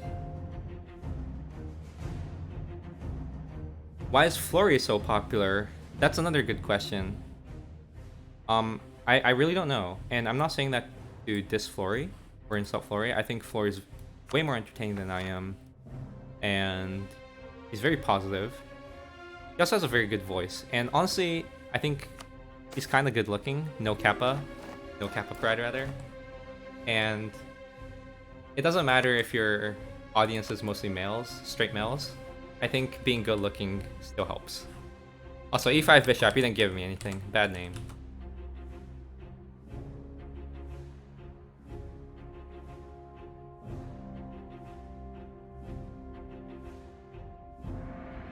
But yeah, to me it's surprising to see so many people engaged in EU4.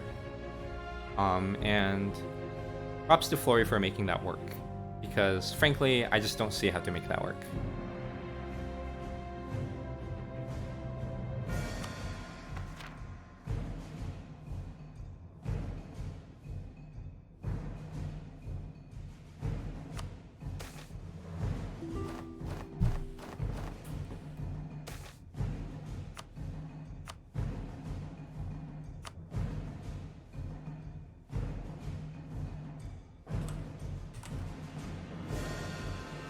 Hey Don, what's up? Why don't I have a camera? Two reasons. Three reasons. One, I don't know where to put a camera. I think I use every part of the screen when I play E4, including like the map sometimes. So like putting it in a particular spot would always like sort of hide a part of gameplay, and that's kind of unfortunate. I think that's one problem I have with a camera. The other problem I have with camera is that I'm not paranoid, but like I like the idea that I can keep my Twitch life and public/private life separately. I feel like at some point, if I continue this, it's gonna eventually merge. But for now, I like the idea that in theory, I could just delete this account, forget it, and nobody would know who I ever was. Like, I like the idea of it. And what's the other one? Third one. Oh, and the third one, frankly, I don't think I'm particularly good looking. I don't know how best to say that. So it's not like I'm particularly self-conscious about how I look, but it's not something I'd like put on the top of my resume, you know? I wouldn't put my looks on the top of my resume. If I had to put on my resume, it'll be like somewhere in like personal hobby. It's like towards the end where nobody will look anyway. Some of Banana the people do know me, yeah.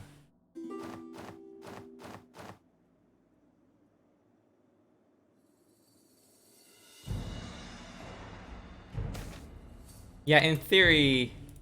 By the way, I'm comfortable with meeting people IRL. I actually like meeting people IRL. Why? Because I know their identity now. So I have like a counter weapon. Whereas on the other hand, if I reveal personal info here, I have no weapon against most people here.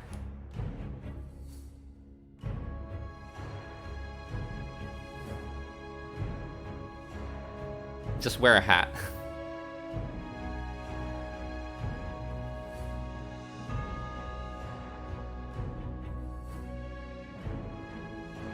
I've seen people block the time speed. Yeah, I don't know why. Well, there are people telling me I'm good looking, so I appreciate that. And when I say people, I just mean pudding. I'll have you know I've never played Magic the Gathering, so.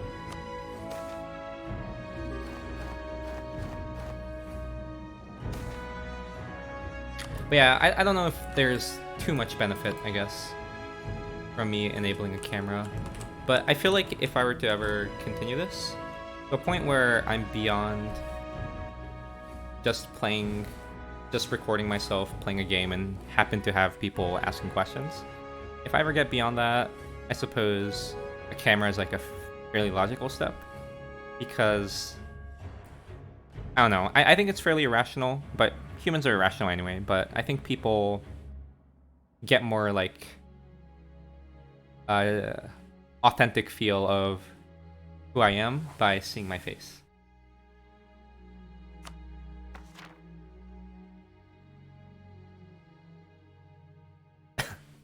Get a VTuber avatar. Yeah, it helps connect. I understand that. I think it's somewhat irrational, but I understand it. I think that's like a typical person thing.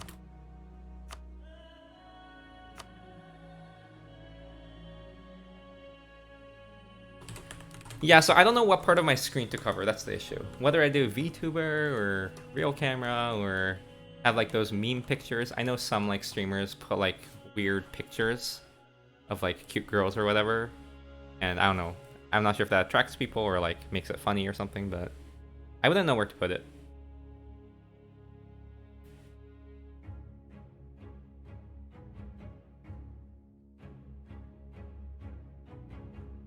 I see.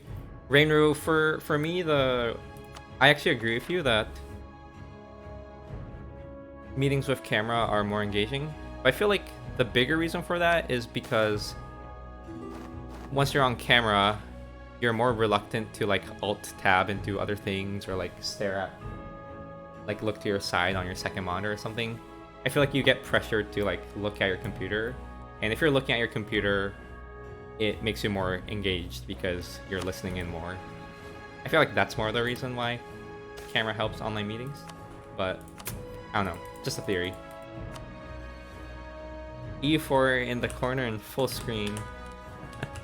That is indeed the right way. Hi, Mushroom.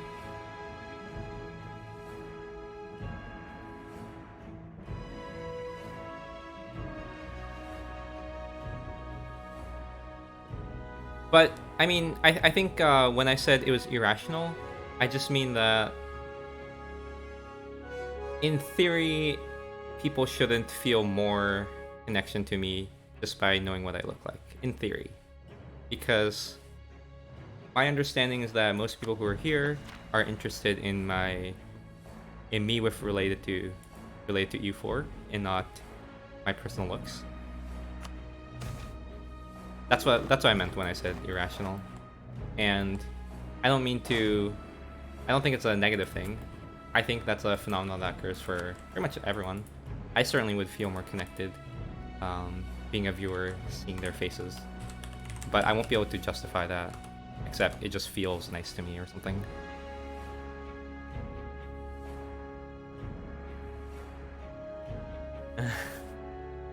How many loading screen enjoyers are there? You know, the problem is OBS doesn't pick up the loading screen sometimes. So sometimes you see the loading screen really late. And I don't know how to... Yeah, see? It just spawned now. But like the loading screen was... Believe me, it was up for like 5 or so seconds before that.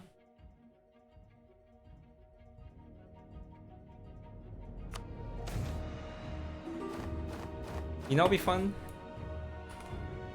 Are loading screen mods fair game? Or does that break Iron Man because Paradox? I wouldn't mind having like more loading screen tips. I feel like that enhances the stream since loading screens are like 50% of what's on there anyway. Oh, sorry, yeah, achievements is what I meant. True air in 10 years, probably not. Who has the record? Depends. So without birding, fully recorded, there's Just Blazing in 1492, I believe. 1492, 1493, something like that. Then I think Flory has one like 1 year after Blazing or something. So those two are fairly close.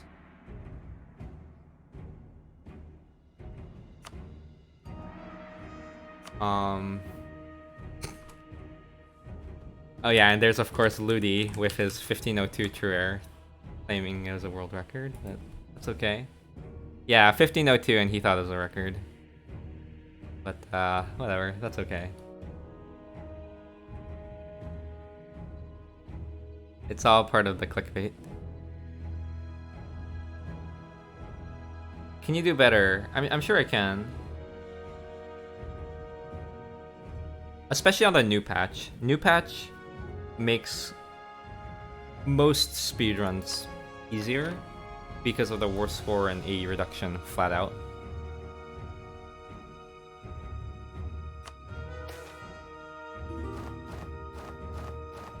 So I feel like just by the nature of 1.32 making things easier globally, I would be able to beat Bladesman's run.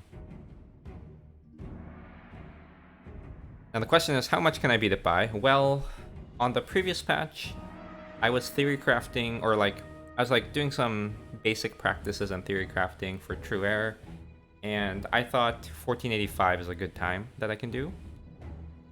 1485 is, it's a decent improvement from 1493. I think on 1.32, the latest patch, I could aim for like a 1480 or something. And that's with no birding, by the way. With birding, I'm sure you can do like 1470 or something.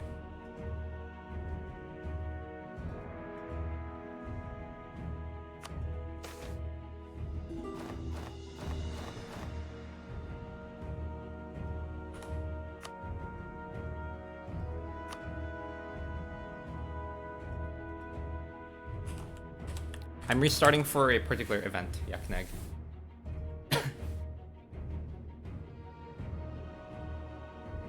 Yeah, that's the problem with SR.com rules. Can't do reasonable birding. Problem being, what the hell is reasonable birding? How do you define that? But it would be nice if you can do reasonable birding.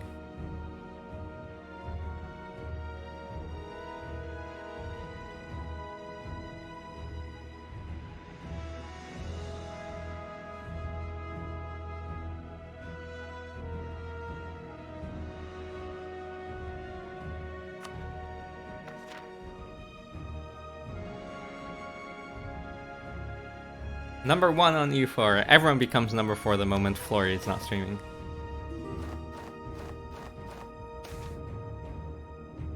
Damn it! I saw Saint and I'm like, is this it? No, it's a stab. Normally I'd be very happy about a stab, but...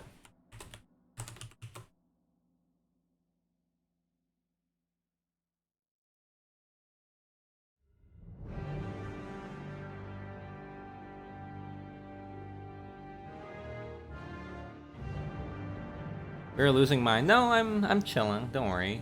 I don't lose my mind after not getting a 0.5% chance event. I don't know if it's 0.5, but...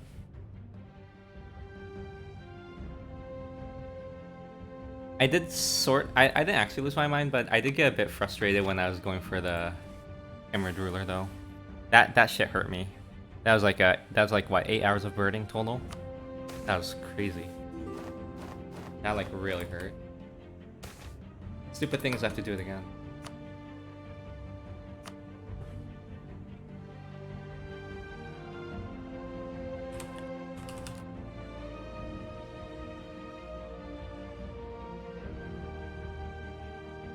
Do people actually do this? To my knowledge, I don't think anybody has done this for a full game like this. I know some people who do it for small achievements, like... Yeah. Yeah, Gnostic, I saw. Oh, did I type that back?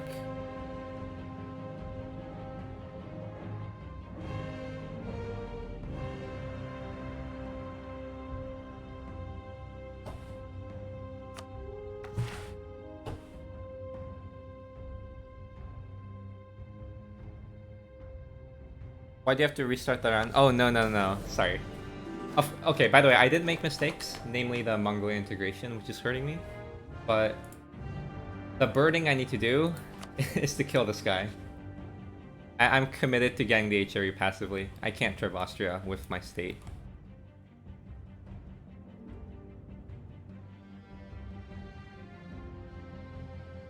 Yes, someone needs to splice together everything. Actually, you know what? After I get to like a reasonable point, I'm gonna just see if I can do the revoke by tripping Austria, because I do have a bit of downtime.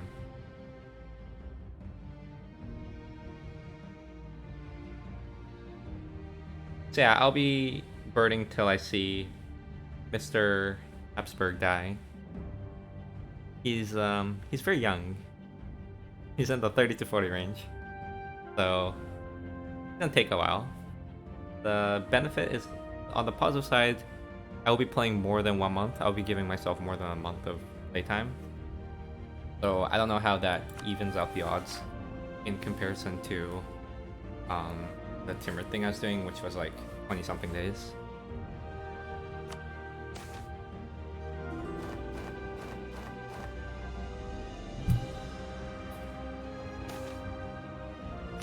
SSD definitely helps for loading time.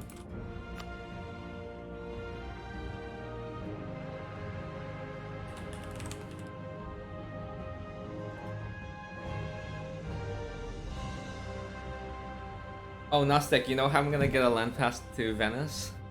I'll just seize a province from... I used to do RAM disk, but it was too unstable for me, especially on Windows 11.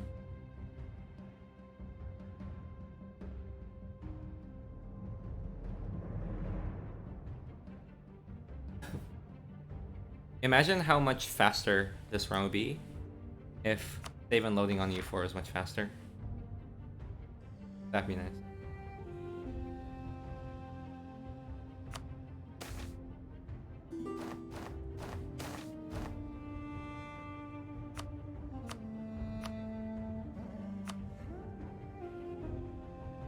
Alright, see ya, Rainru.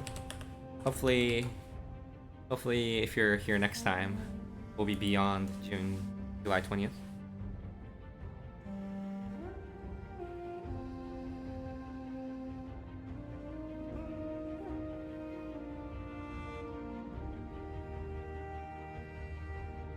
Pretty sure we have 7.5. I'm not sure if I've ever said 7.5. It's way below 7.5 if you mean 7.5%. I expect it to be like 1% or something in that range. Are we ever getting the in-depth 5-hour video essay? Why? Alright, so I did consider starting a series. I never ended up carrying through with it because, I don't know, I couldn't find like a nice way to do this. And to be honest, it kind of felt a bit immature. But at one point, I have considered, let's see.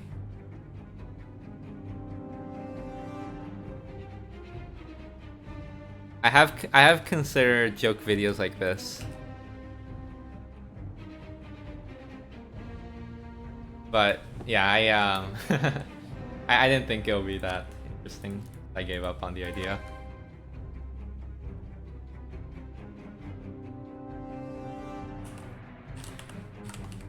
I think U4 is just horribly inefficient. If you use like third-party save file managers or like save file analyzers, they will load it way faster than U4.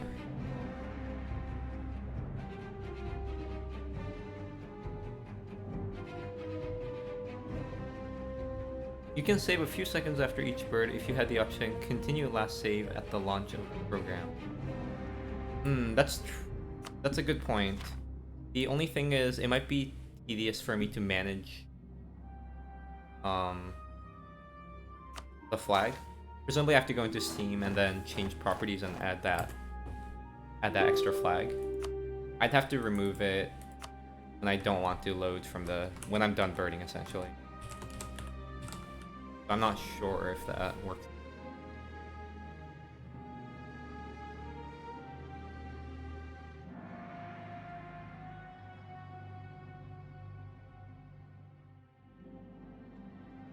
You can create a shortcut.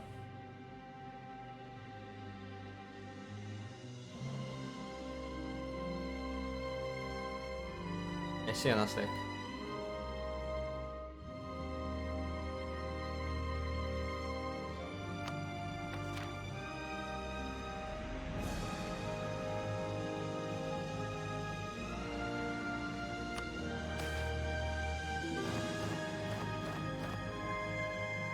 I don't know, do you think it's worth the time save?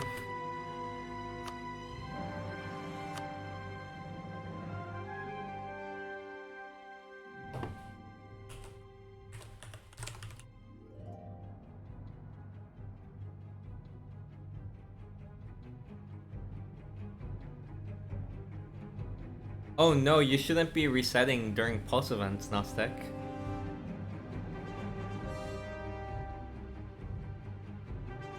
Two RNGs they have to deal with.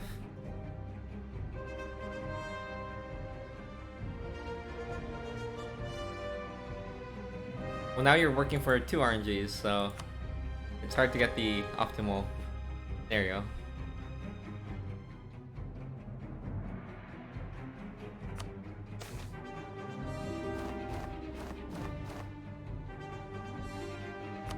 Why, you're not going for a military divided? I think military divide is a must.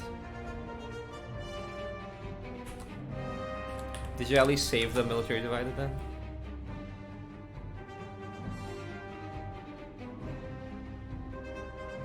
Oh, okay, okay. Then that's fine. I thought you were gonna reset until you get both.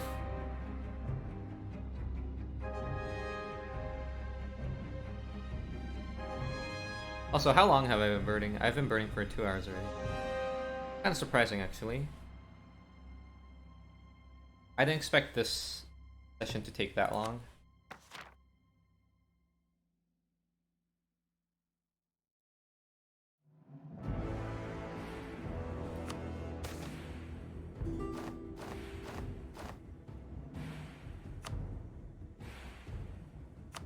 I don't think I could add it.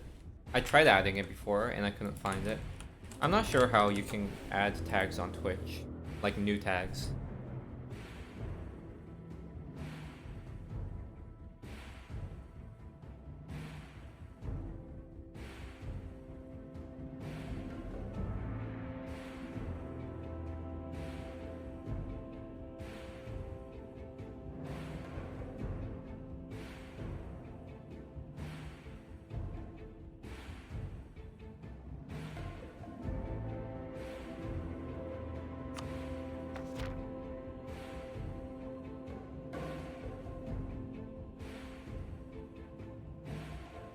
Yo, early Timmer is so hard. I'm telling you.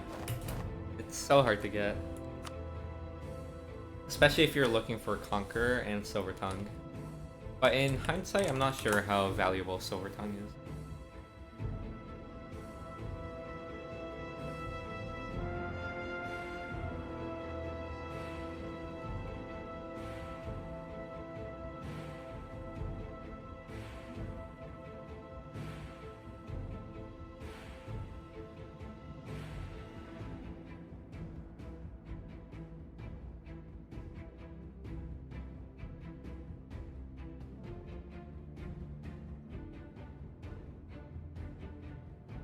What am I doing in life? Well, you know what I'm doing in life.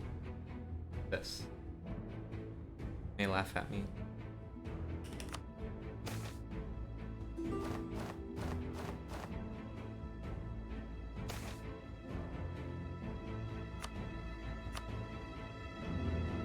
I would say 1540 is like a realistic time as a horde. As a non-horde, you could actually check out my recent Ottomans run, where I did it in 1570 or something, 1578 or something. And I did it with... Technically, I birded once. Because I lost my save file. I was initially planning to do a no bird run, but I actually lost a save file and had to revert to a previous backup because my RAM disk went haywire. That one has pretty much no birds, and it's non-horde, and no tag switches.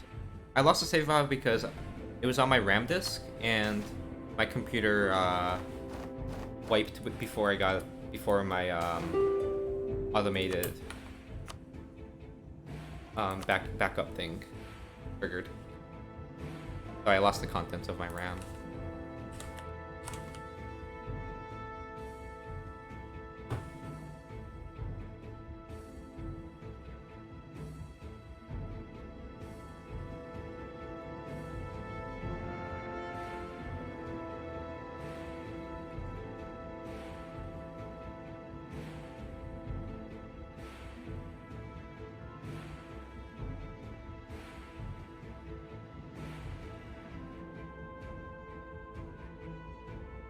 If I can do like a sheep ba imitation, well, I feel like there's a nice pun with like, but sheep discs are bad.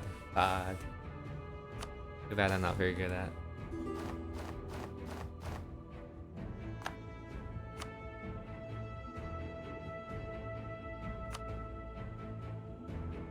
Indeed, if you want to do pre-1600,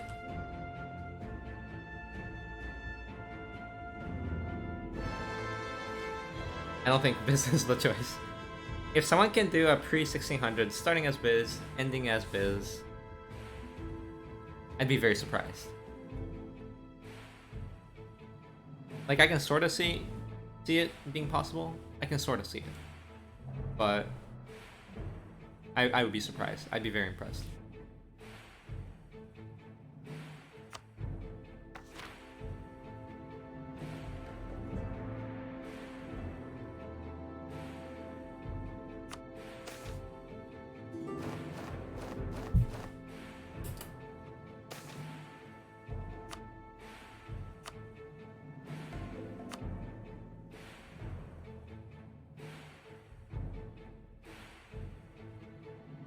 Yeah, feeding HRE is probably the only option as Biz. I will allow you to flip religion. Without flipping religion would be true hard mode. Oh yeah, so I have a list of challenges that if anyone does fully recorded, I used to say fully streamed, but fully recorded is fine too. I will do a pre-1600 Pope World Conquest if someone does this challenge. Or, I guess if you do one of these challenges, you're free to force me to do something comparably crazy. So here are the challenges. Ready? A pre-14... What? Did I say 1470? Or 1460? A pre-1460 Mongol Empire without release and play as trick. So you have to actually use the decision to form Mongol Empire. Was it 1460 or 1470? I forgot. One of the two dates. Probably 1470. 1460 seems a bit hard. Pre-1490 True Air. I'll take that too. Or a pre-1490 Rome. Starting as any nation. Namely, you're gonna start as a horde. But anyone does that fully recorded or fully streamed? I'm all ears for any abuse that you want to inflict on me.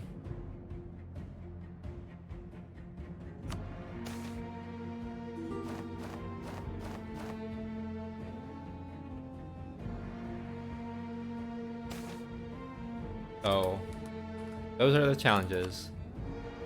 Oh, and I expect this to be done without... Actually, honestly, you can do extreme saves coming. I'm doing it here. You can do what I'm doing here if you'd like. But it has to be fully recorded. I'm not taking any splices. I'm looking for an event that gives 10 people info.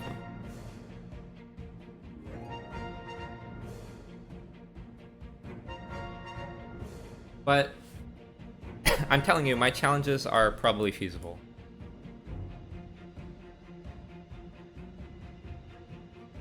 Yeah, no cheat engine, please. Let's keep this fair.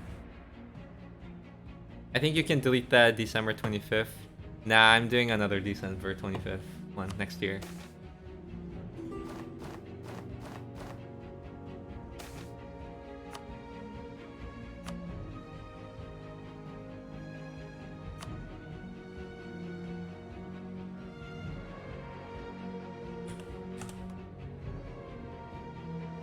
Yeah, why not? Let's do it. Let's do it this year too. I'd be down. Yeah, 1470 Mongol Empire does seem a bit easy. Okay, you convinced me, Bacha. Let's do 1467.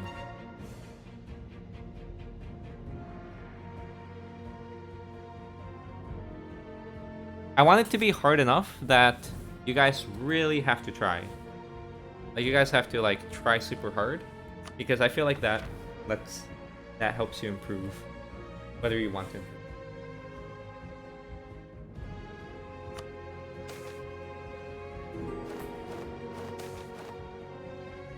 Okay, sorry, I'm just gonna double check that I can get this event. Like I've been doing it for a while.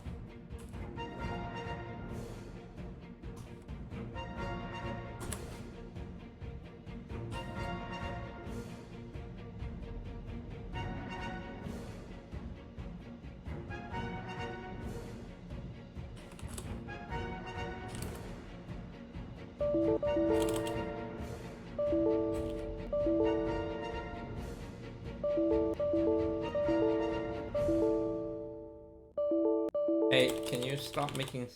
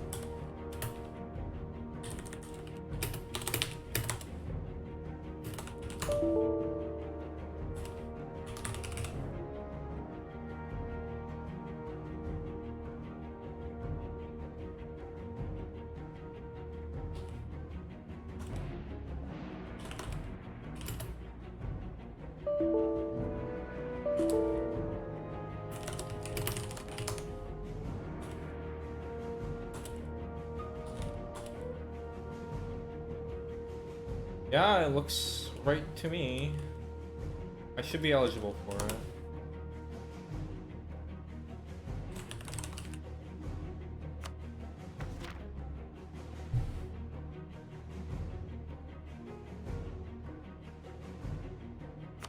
Pudding, I think you can do 1490 roam without no allies or siege birding.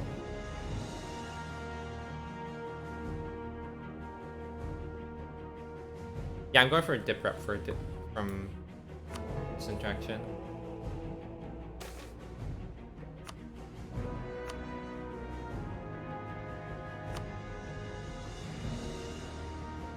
Yeah, they fixed the fast revokes that are on YouTube right now. I've showcased a new semi-fast revoke strategy on stream. Sorry, on stream, but it's too slow for speedruns.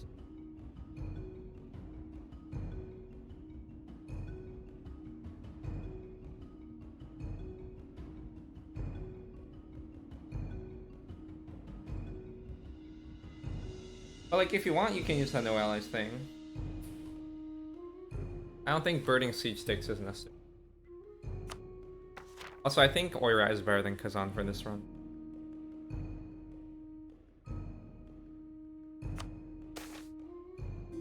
People really undervalue the siege ability, I feel like. Siege abilities from oir13 are really strong.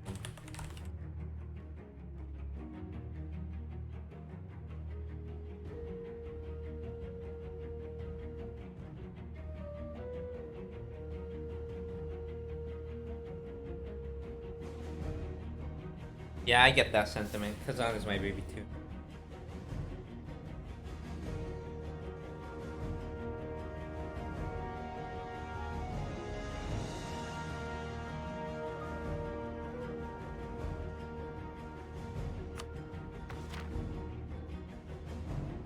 Oh, I'm starting to feel a bit sick. I mentioned that I got a booster shot yesterday, and it's been kind of getting to me. I'm very thankful that the only thinking I have to do is nothing, essentially. I just have to reload the same thing over.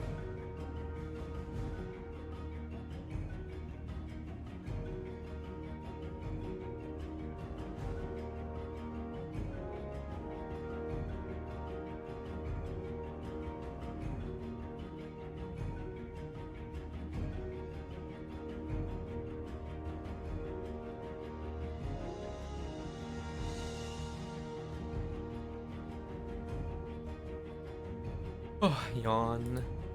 E. Can I take a nap on stream?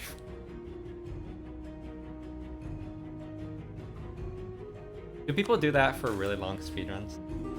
Take a nap.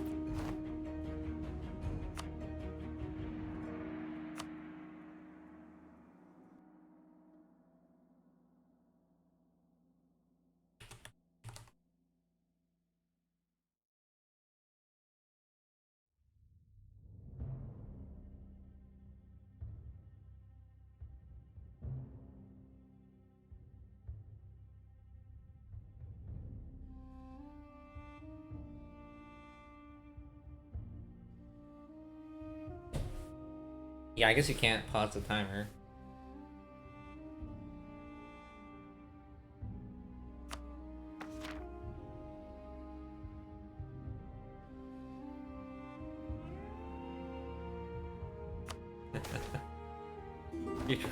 Speedrunning sleep. I do that.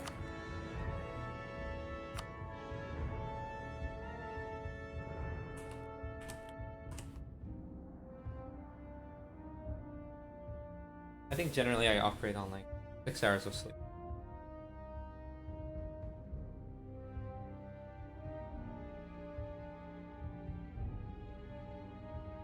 Sometimes I just nap during work or something.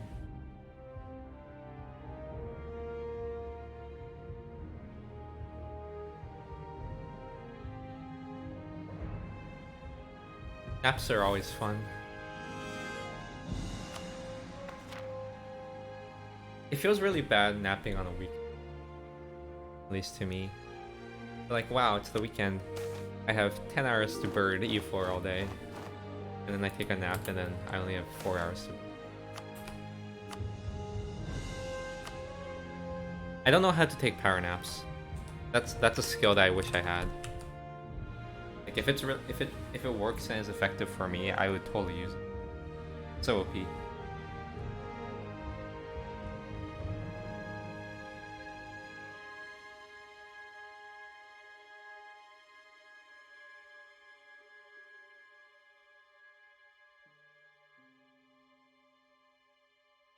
No naps. That's crazy. No, I think power napping is an exploit, so I don't want to optimize it. SMH. Exploiting IRL.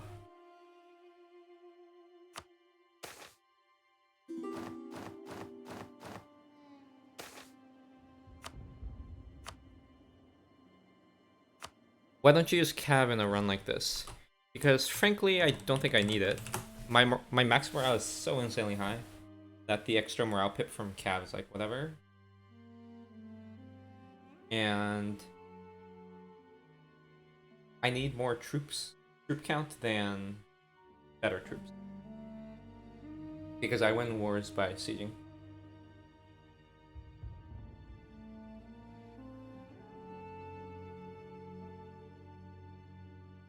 Actually, I'm a very adamant no cav dude. I still have some calves that I couldn't find a nice time to delete or they're in work. Generally, I never build calves ever. Ever. The last time I built a calf was like from this.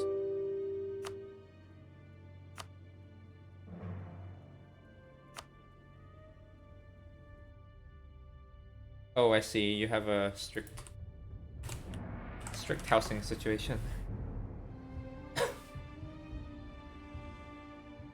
So Victory, would you say sleeping is like what I'm doing?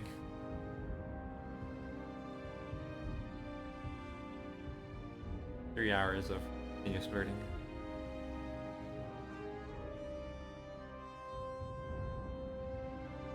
Yeah, I'm actually really sleepy. Crap. But I don't think sleeping right now is a good strategy. I'm about to go travel too. I don't want to fuck up my jet lag unit. Nap at the same time, so I take like 30-second naps. That'd be crazy cool. Then I can actually like be up 24/7.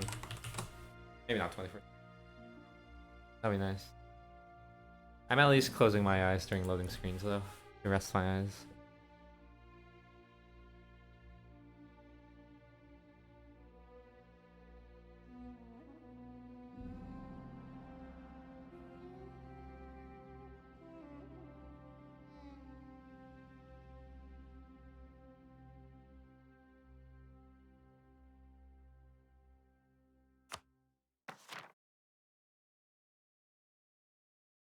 American Truck Sim. Is that just like selling on a highway for 8 hours?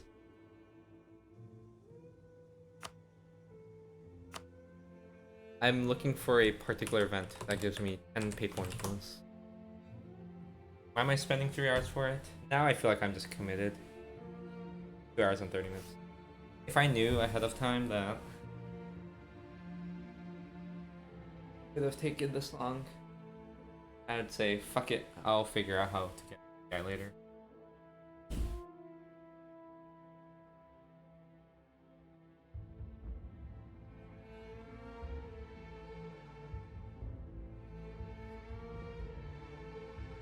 I actually have a fairly strong distaste against using any sorts of external tool in these runs. even if it's just purely cool, like auto birding. For some irrational reason, I find value in doing everything myself. Although that's a bit of a slippery slope, because I am using Windows to manage my files and copy paste stuff. But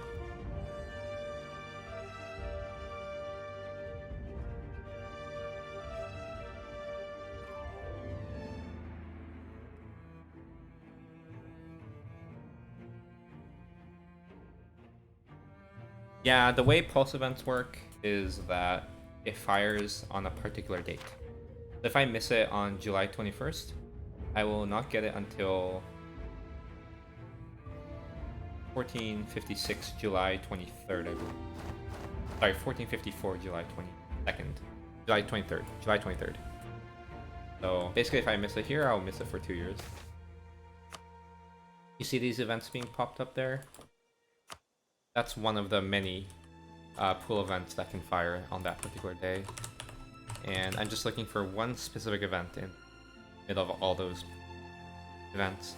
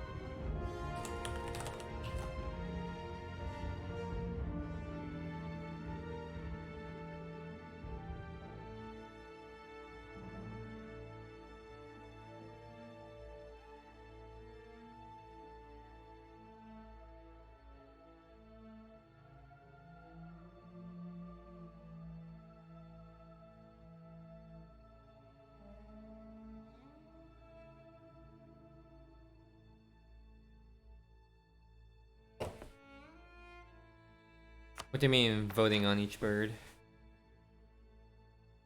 Next 10 tries. That's a reasonable guess. I feel like the event that I'm going for is not too rare.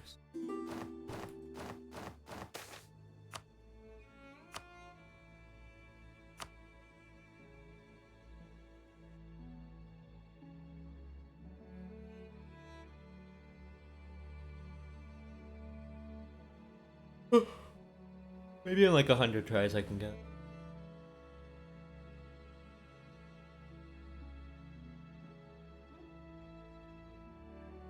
Alright, what kind of rolls? 50 tries. You're expecting me to count to 50? Alright, let's do it.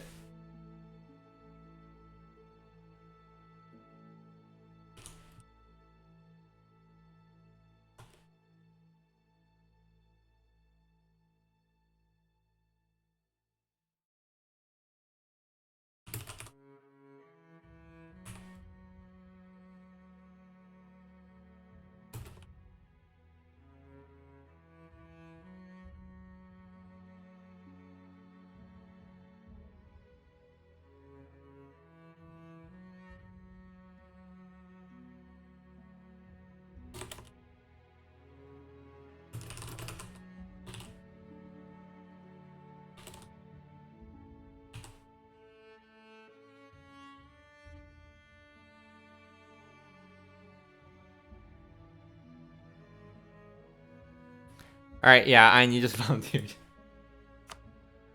I started the prediction. By the way, boys. By the way, this one I'm doing does not count for the 50 tries, okay? If I get it here, I'll just close the poll. I'm not gonna get it here.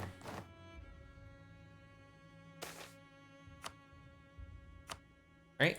Actually, maybe I'll do like one more try. I'll just keep trying until the poll closes. And then I will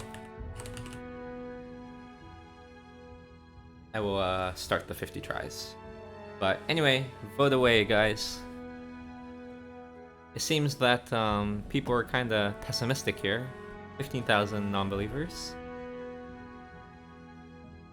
Believers are rising up to 11k though. Oh, 13k believers. We have a clean 50-50 split. Okay, Ein, you're a believer. Krizzy, don't worry. I appreciate the virtual vote, even though you cannot contribute channel points to the pool. Are you in like the Netherlands or something? I know the Netherlands don't allow Twitch channel point gambling, which is kind of funny. But okay, the easy clap option is higher. More believers than disbelievers, non-believer. Oh boy, we have a massive vote for the non-believer.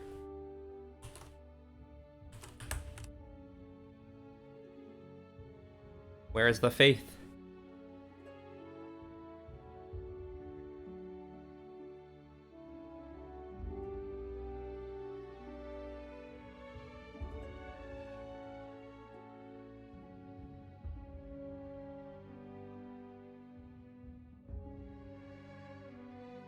Once I accidentally saved the game after like 100 birds per PU, oof. I'm from Poland. Oh, channel points don't work in Poland? Interesting. Nacho Pank, thank you for voting even though you had no idea what we're talking about. I appreciate the vote. We are now starting the prediction for whether I get a particular pulse event. That's event ID 865, I believe. I'd like to say it's 865. Yeah, it's 865.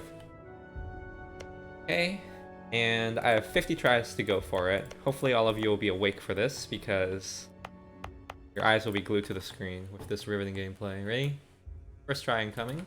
Failure. Alright, I need people to count with me though because I'm 100% gonna mess up the count. I couldn't even count to 10 last time. No way I can count to 50. Yep, so that's one. Now we're going for the second attempt.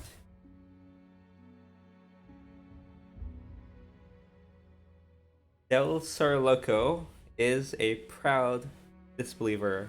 You want more birds? Let's see.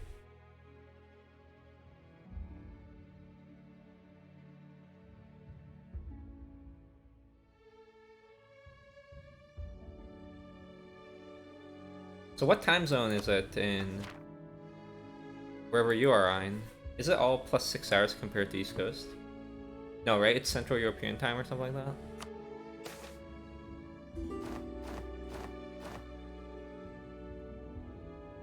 Okay, that's attempt 2. This guy I'm worried if people are gonna need to sleep before I actually get to the 50 attempts. It's 2 a.m. I see, you're an hour ahead. Well, try not to sleep.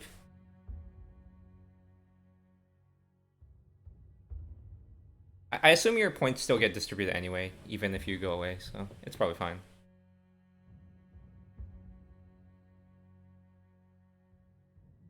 And that's 2. So third one incoming.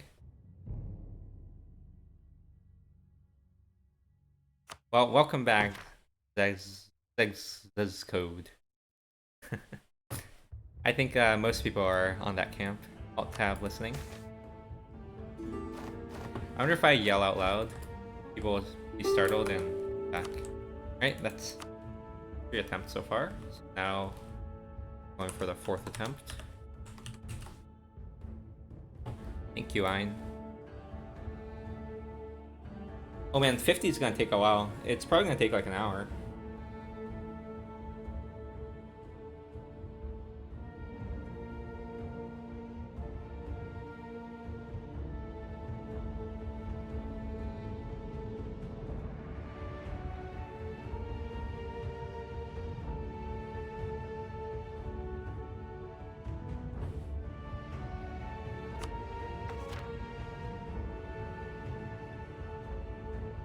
We gotta tell Paradox to optimize the loading screen. Hey.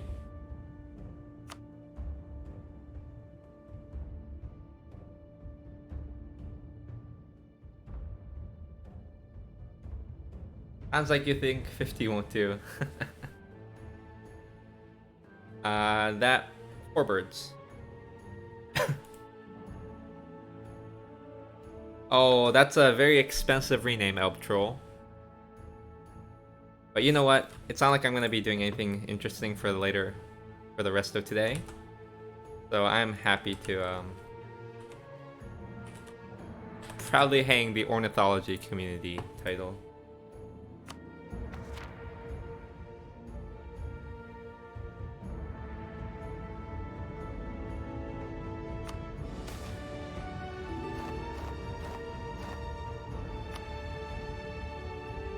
Okay. 5.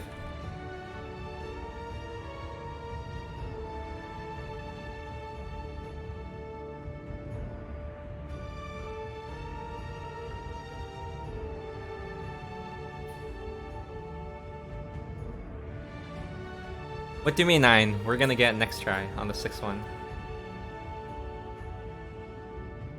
You know, I should look up bird facts. Let me read some bird trivia to all of you while I do this.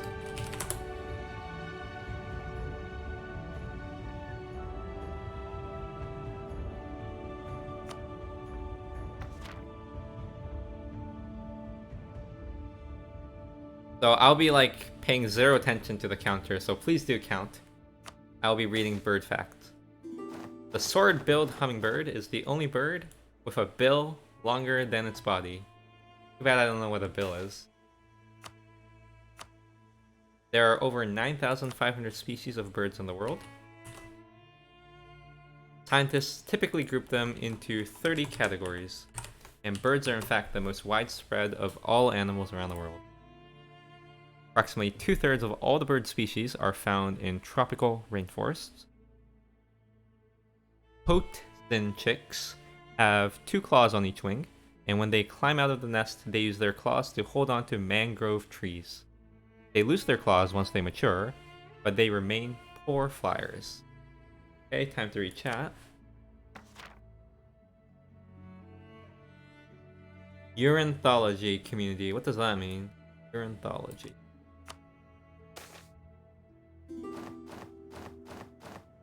I don't know what that means. Changing... Won't that be nice? Change loading screen tips to bird facts. Oh man, that would be a... Yo, that would be an amazing mod. Could we put together something like that? That would be so cool. What is the national bird of the Netherlands? Oh, thank you, Ein. I don't know.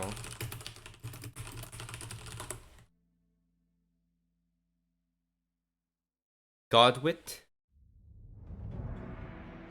Oh, in fact, want to play some national bird quiz? Alright, guys. What is the national bird of Albania? What's the national bird of Albania?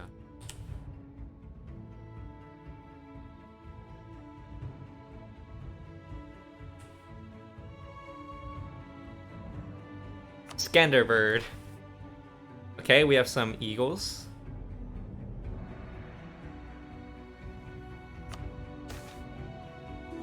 Skanderbird, great name. So the answer is golden eagle. So do I accept the eagle, people?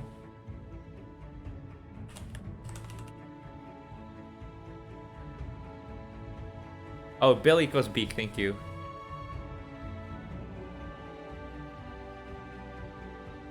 Alright, let's keep going down the list. Partial credit for eagle, alright, partial credit for eagle. Alright, ready? Next question. What is the national bird of Angola? That is a tough one. How would you know that? Any guesses? Angola.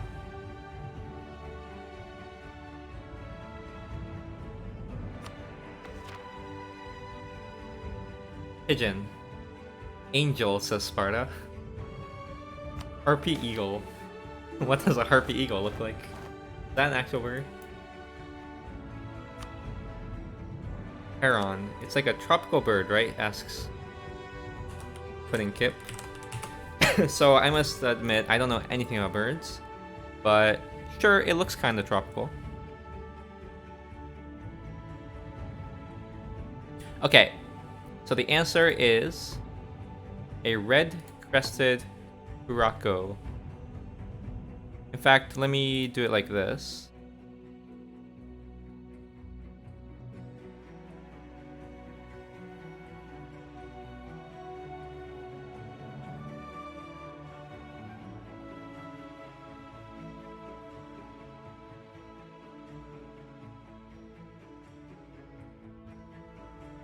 There you go. That is Angola's national bird.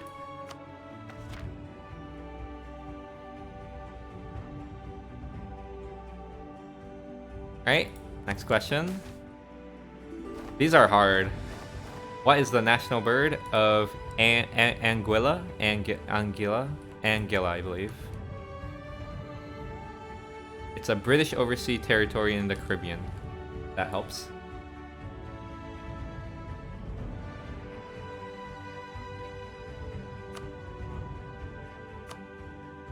By the way, I really appreciate the counting, Ein. I trust that you're correct. Is the bird called 10? No. Albatross. That actually is a pigeon, asks Pudding. Why do you know all these trivias? Is it actually a pigeon? I don't know.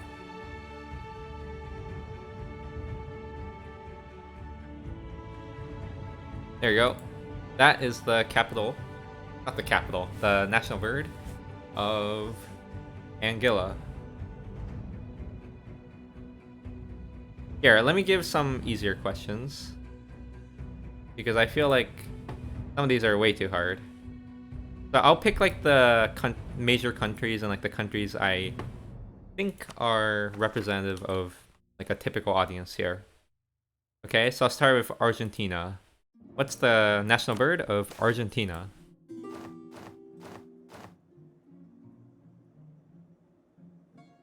What are you birding for? I'm birding for a 10 PI event. I'm spending way too much time for it. But now I'm committed. The sunken cost fallacy kicked in.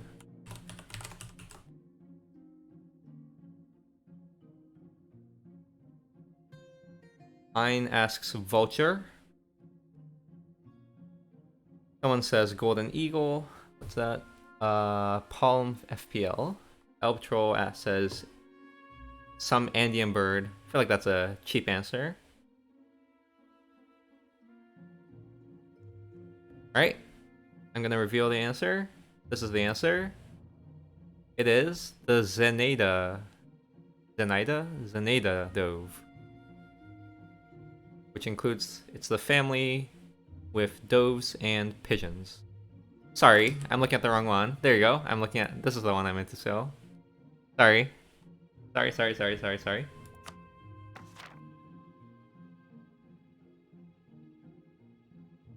This.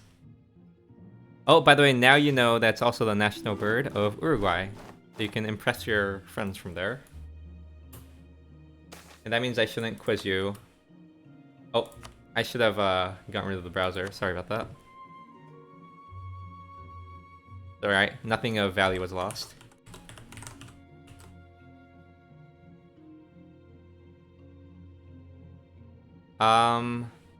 Okay, now we have a little conflict in the numbering. I am just going to trust Ein. Hopefully you don't take offense to that, Owakoa. Alright, Australia. This one's easy. What's the national bird of Australia? It's actually not officially recognized, by the way. What's the official bird of Australia? Official national bird. Sorry, unofficial national bird of Australia. Okay, couple of guesses for Emu. Palm thinks koala is a bird. Sparta says ostrich.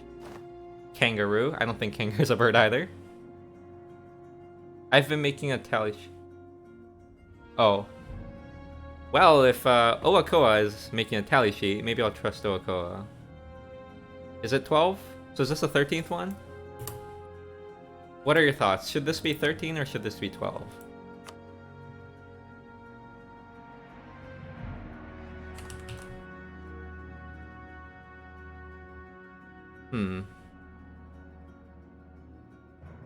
I don't know.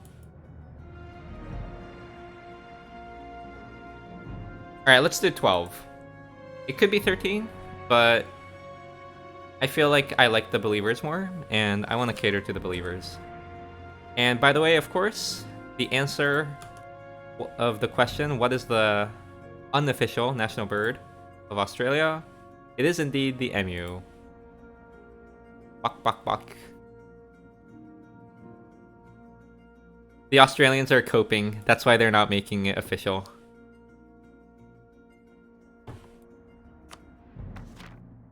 They're still a bit upset that they lost the war.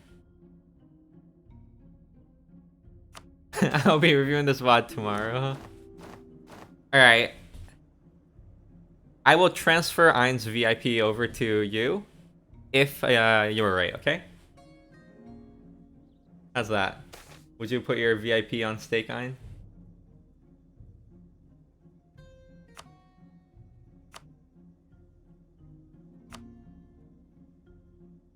Alright. Let me scroll for other interesting national birds. Ooh, what's the national bird of Austria? This is indeed officially recognized. So it's the official national bird of Austria.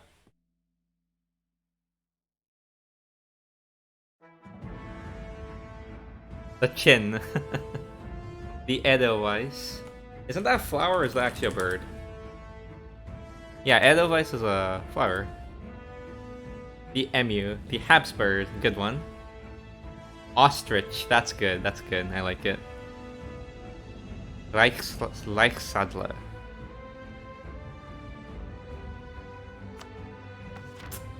Alright.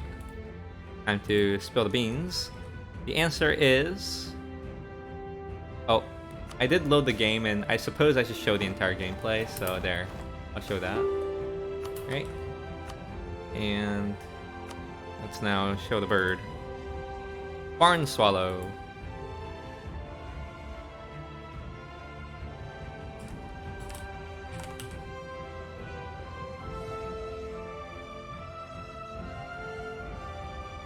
Are you better than Prime, dumb idiot? In single player, I hope so. I've been playing much longer than him. But he's also a very good player. Alright, here's another one for all our Dutch friends. What is the national bird of Belgium? Belgium. Or should I say... Southern Northern Belgium? Or Southern Netherlands? Any Belgians here? I don't want to offend the Belgians.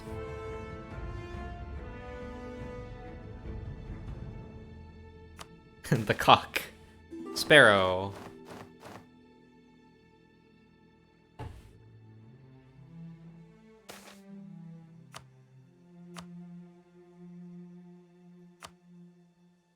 Chicken. Lemon. Of course, you're with the nationalism. Correcting me, that's Southern Netherlands. I claim it's Southern Northern Belgium. Right? That was apparently the 15th bird, by the way. Belgium is not a country.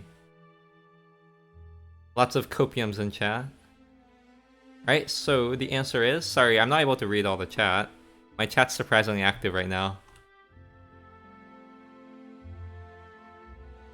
If I miss you, it's not personal. I think. The answer is the common kestrel. Very nice. It's a falcon. Is also known as the European kestrel, Eurasian kestrel, or Old World kestrel. In Britain, is generally just called kestrel. We call that a tower falcon. Huh, I see. Okay. Let's see. How about Brazil? Any Brazilians here who know their national bird?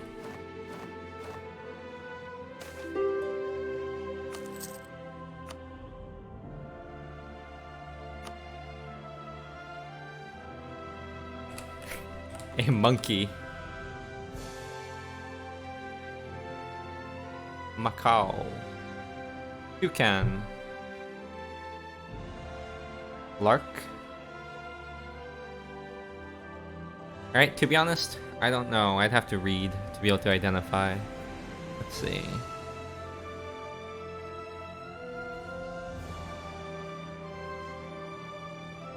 Alright, let me share the answer. That is the national bird of Portugal. Sorry, Brazil. Basically Portugal, right? Kidding. Nice. It doesn't show well in the chat here though.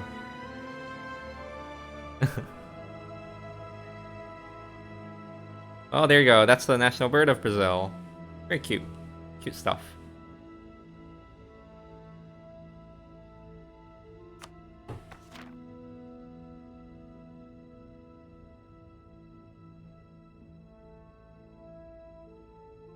Do we need a toucan emote to placate you guys?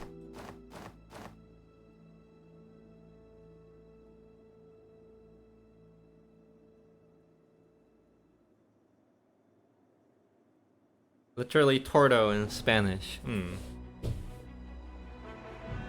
Oh, we are in... I don't speak Spanish, so...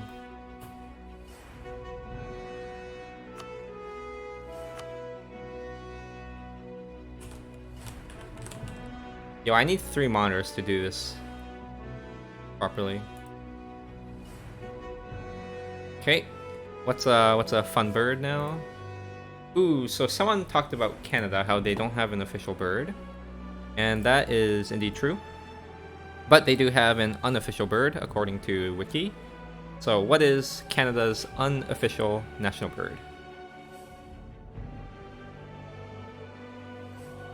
The loon, the jay, gray jay, loonies unite, jay, Santa Claus. I like Santa Claus. And from Santa Claus you get moose. We're starting to divert from birds, but... Right, it is... the Canada jay. This thing. Actually, this looks so pretty. Wow. So pretty. Just look at its eyes.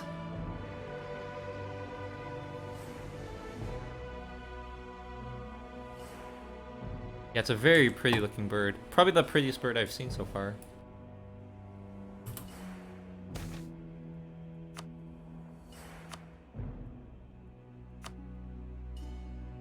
They would just vibe with you on hikes.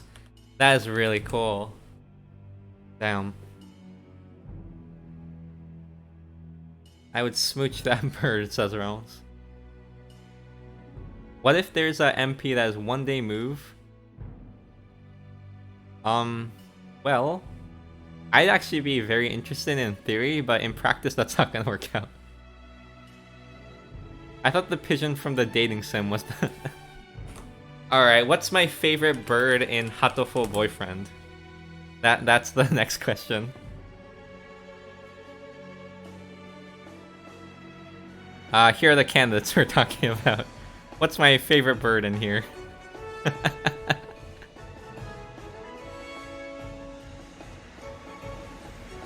I'm looking at them for the first time. I'm gonna decide my favorite one. My favorite one.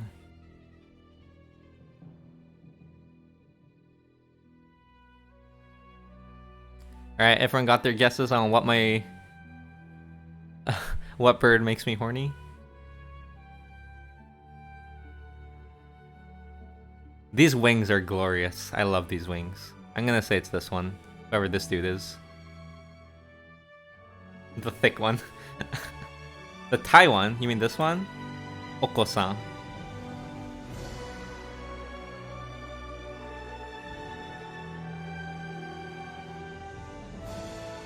This bird's scary. That's a kind of edgy bird with the sunglasses or eye patch, I'm not sure. Probably sunglasses. Okay, there's a bird conductor. 6,000 years of civilization just gone down the toilet. This is peak anime culture.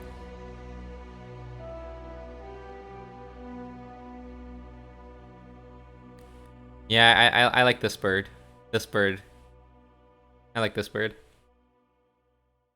Yeah, any DuckDuckGo fans? Duck. Kinda in theme with the bird thing. Anyway. Sorry, what number am I on? This is the what try?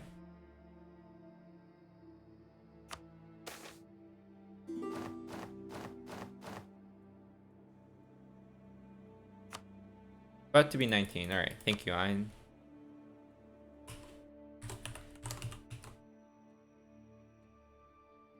Okay, what is China's unofficial national bird? It was proposed as a national bird by the State Forestry Administration in 2007 and is currently awaiting State Council approval.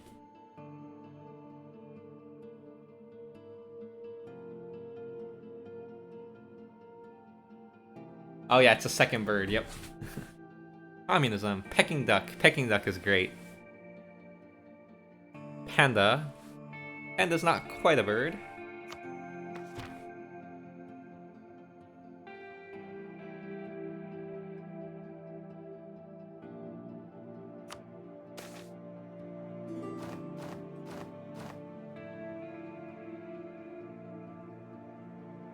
Okay. Yeah, it's indeed a long time for approval. I don't know what's taking so long. It's like the bureaucracies in every country, though, I suppose. All right. Well, here we go. That's the answer. The irony is that it's also called the Japanese crane. But apparently that is currently being designated is unofficially the national bird of China. Very cool looking.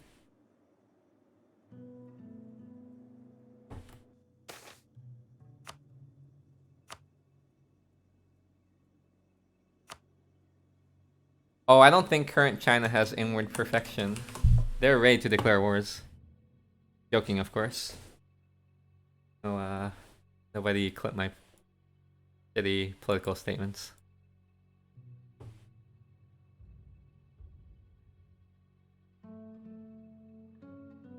Apparently it's also called a Manchurian crane. But it's also called a Japanese crane, and the scientific name is Grus japonensis, or japonensis. So, seems Japanese to me. Imagine naming a national bird after something that's named after another country. Months, your ice. Oh boy. That's I better get this right.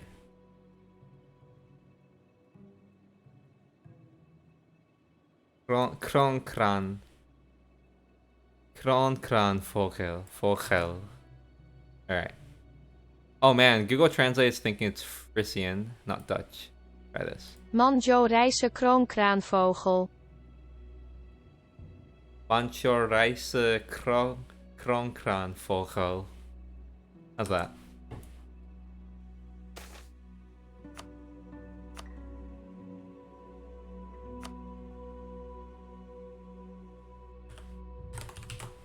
Alright. How about the Czech Republic?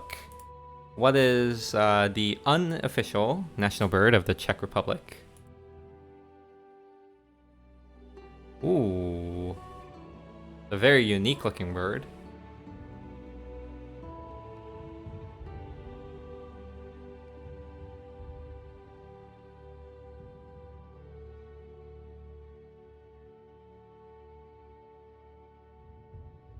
Drunken bird. That's quite accurate, given I heard people go to Czech Republic just to drink.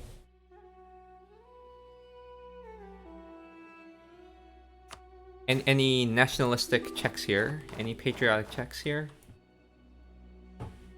Ready to show off your and flex your knowledge on Czech birds?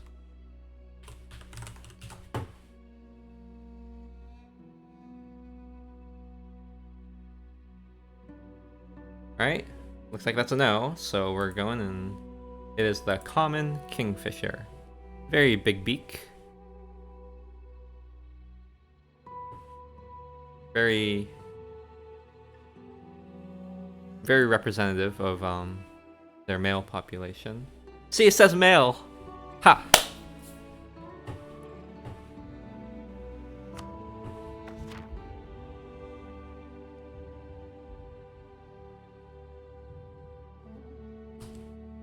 Right, how about Denmark? So Denmark apparently has had two official national birds. One of them was the Eurasian skylark, from 1960 to 1984.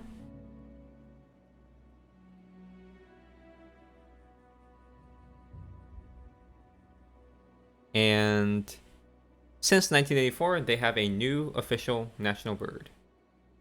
So, what is Denmark's current national bird? I'm training all of you for trivia night. Someday there will be a question that involves national birds, and you will thank watching this birding stream. It's the swan with the weird-looking beak. Yep, that's indeed correct. The answer is mute swan. Like this. I don't know if it's a weird-looking beak, but it does have a beak. But there you go. That is Denmark's national bird. It's quite big, 125 to 170 centimeters in length. What's length? Is this the length? Or is it like with their wings out like this way?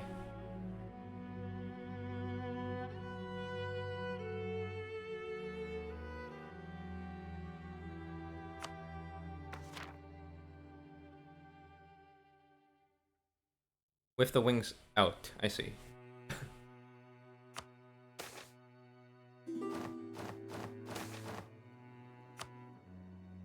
Yeah, Puddingkip does seem to know a lot about bird stuff. But I must admit, ornithology is a field I've yet to delve in, even though I'm a seasoned EU4 birder. Anyway, what's another fun country? How about France? Our favorite country, France. What is their national bird? Hi, Sumitora, what's up? What do you think is France's national bird?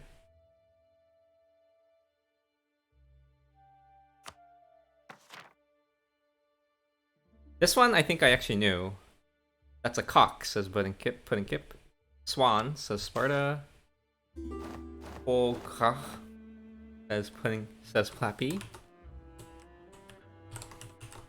Is that where foie gras comes from? Peacock. Cock. Lots of cocks here. Indeed. The Gaelic rooster, or the Gaelic rooster, I think, in English pronunciation, is France's national bird, and it is a cock. The first time you can say cock. 25, right. Iron, you are a believer, right? So we gotta get it within the next 25 for you. Is it Gaelic? I thought in English they pronounce it Gaelic. Like the A is like A sound.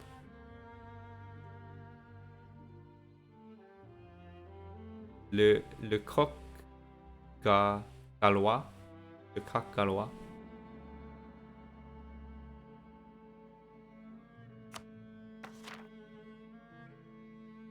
Oh, Gaelic, I see, is Irish. Sorry, I must have been confused and ignorant. My bad. So Gaelic refers to the Gaul people, the Gauls. And Gaelic refers to something different. My bad. So it ought to be pronounced Gaelic. Thank you. More I know. Right? How about Germany? What's the national bird of Germany?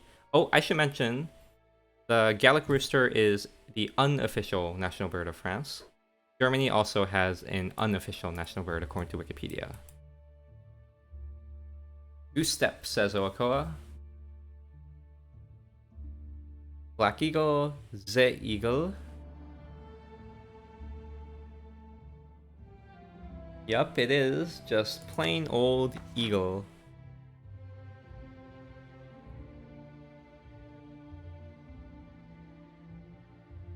This is what I got according to Wikipedia. Oh wait. The Wikipedia page took me to like a generic eagle page.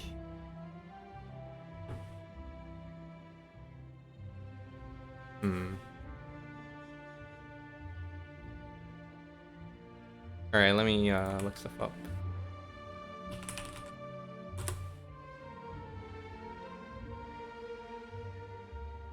That? Maybe it's this?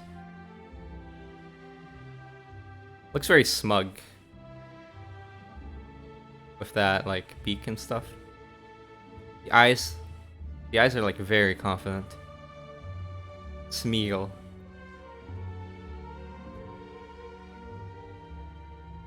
The Reichsadler. Like that. Alright. No event. Bad.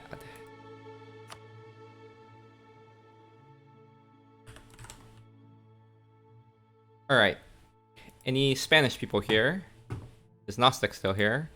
What's the national bird of Gibraltar? Rightful English territory.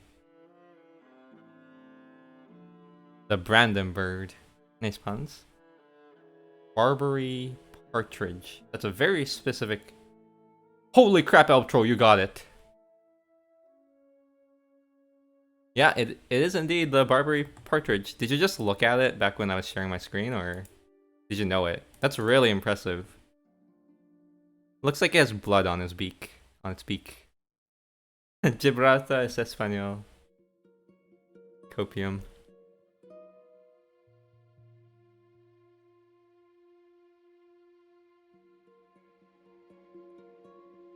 Yeah, I must have shown it.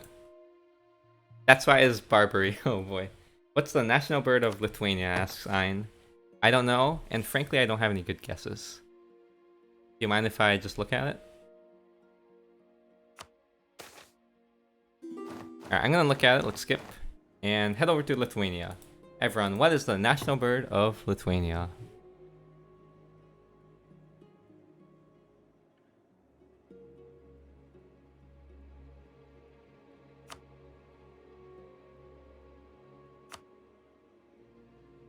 Pudding says that's a stork. Elptroll says hawk. You know, at this point, you just believe in whatever Pudding says and copy that. Indeed, this seems to be the white stork. Go. Looks very confident. Looks very unstable. Reminiscent of 1444 Lithuania. But has its eyes on one thing.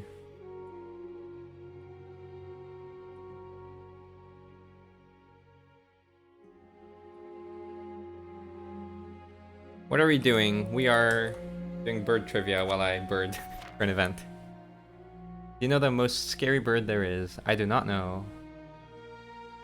That's a local noble if I ever saw one.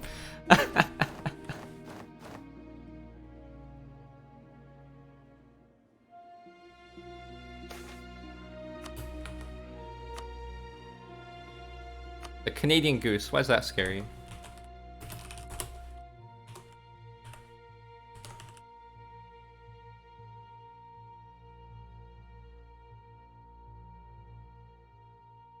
What do they do? They seem fine to me. They look chill. They're vicious. Oh, interesting. I guess there are images of them looking scary, like, ugh, what are you doing to me? Roar!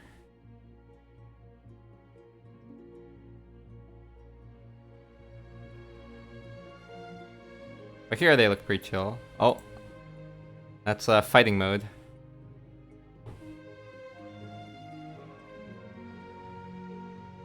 Alright, what number am I at?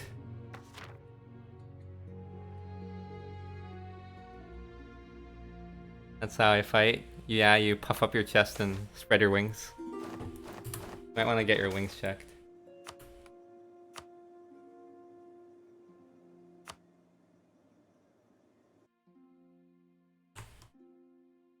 I will do so someday, Protoboy. I haven't fallen that low.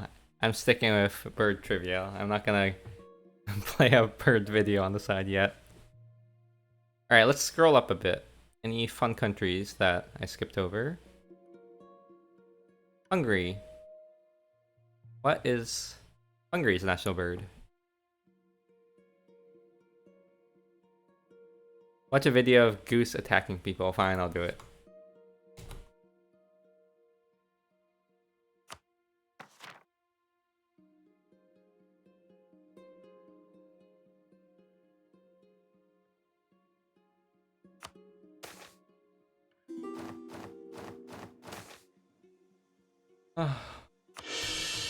Feels bad to skip over stab events like that. Hungry is a steppe falcon. I'm gonna guess you're right. Wiki says it's the Saker falcon. That's this thing. Ready to hunt?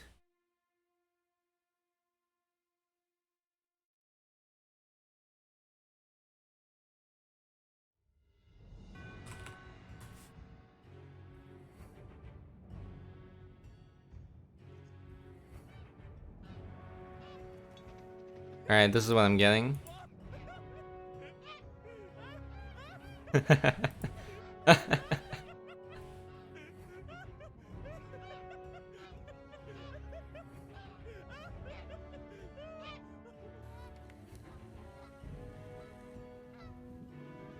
Oh.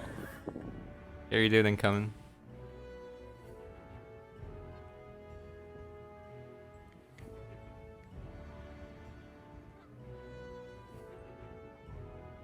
Yo, what's that goose doing?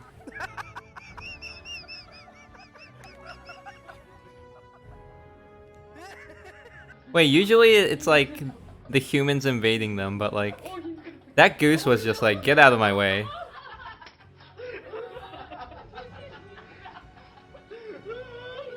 Yeah, like that goose was so Chad. It was like, hey, get out of my way.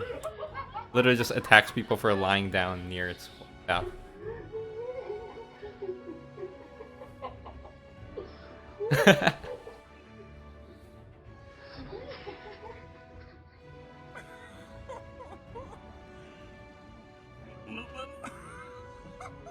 Oh, it's like, oh. I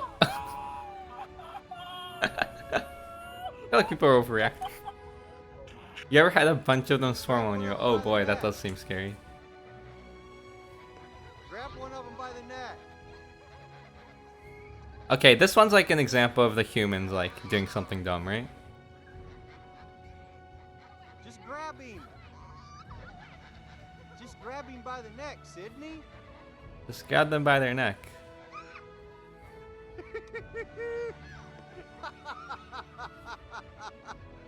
Oh.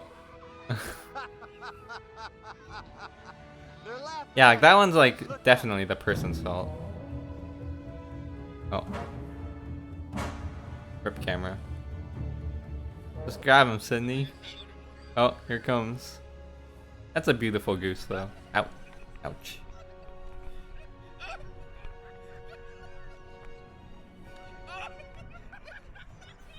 Why is it so fearless?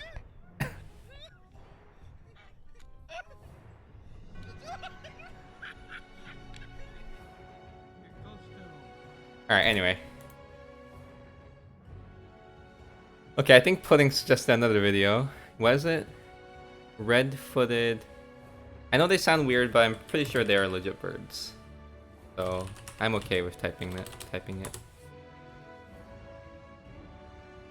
When you're like a kid in like an English speaking community, this is like the first bird you laugh and joke about.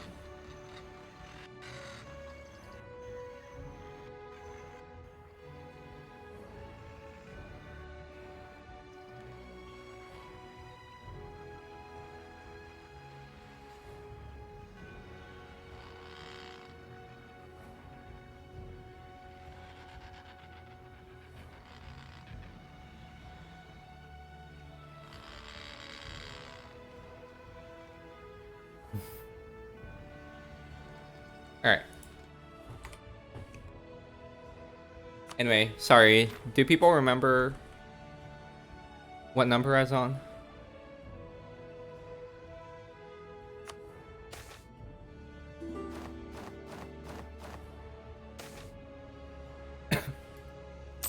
$31, thank you. Why are we looking at red-footed boobies instead of blue-footed boobies? Well, that's because red has 3 characters and blue has 4 characters. I typed the one that has fewer characters because I was speedrunning Pudding Kip's request.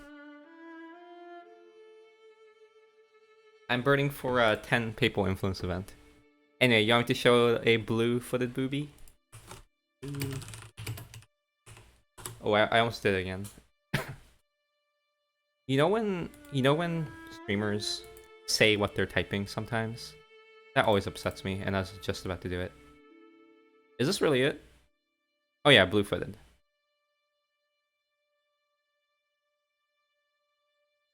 Kind of looks stoned. It's like, like look at his eyes.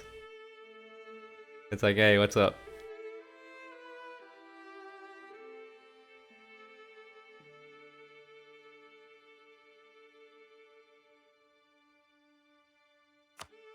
If just Blazing was a bird.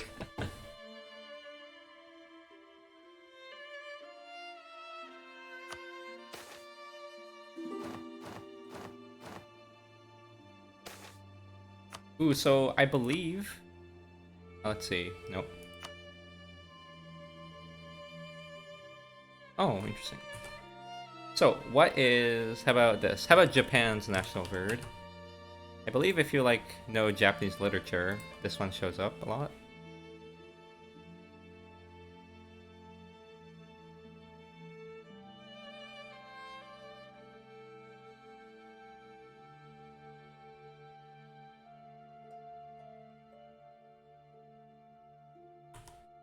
It's Tori. Origami crane.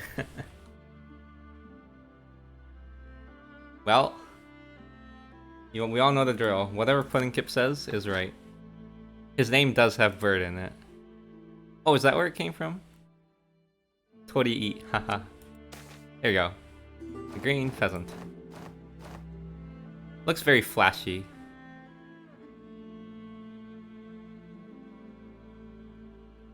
Japanguin. I suppose it has a bit of a reminiscence to penguins.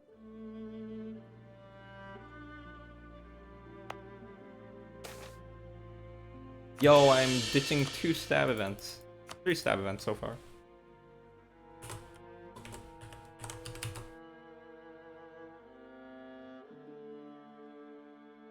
Hey, we don't think like that in Japan.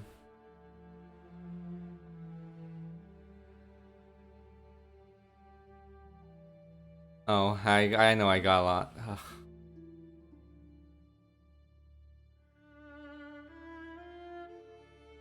Ooh, did you know that Mongolia's national bird is the same as Hungary's national bird? They're both the Saker falcon, or the steppe falcon.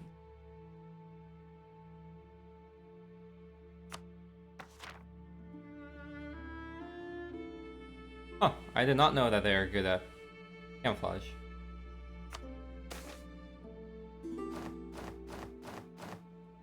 Steppe falcon, what are you doing? Oh man, can you stop traveling? Please do it in my normal games. I'm not looking for any particular pulse event.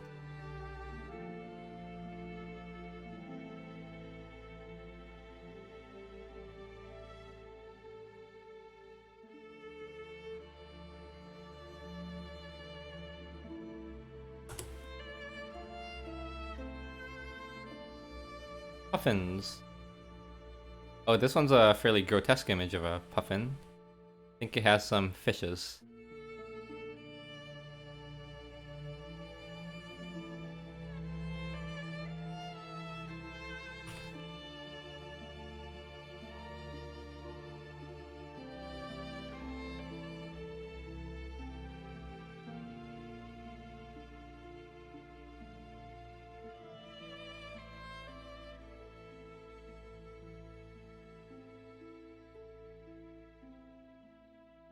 Looks, yeah. Eyes are like.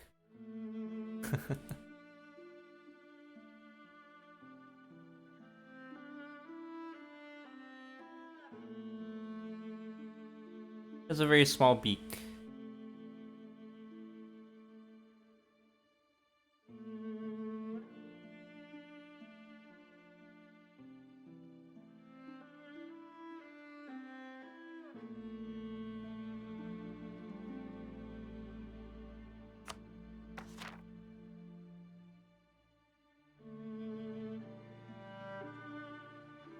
Alright. Did I keep going with the bird facts? Oh, here's one for the Americans. America. What's America's? When I say America, I actually mean United States of America, of course. But we at USA like to pretend we're two continents. What is America's national bird?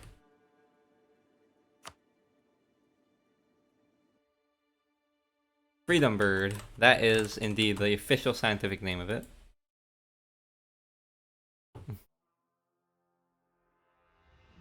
Yeah, well, it's the bald eagle. What's a condor? Is that?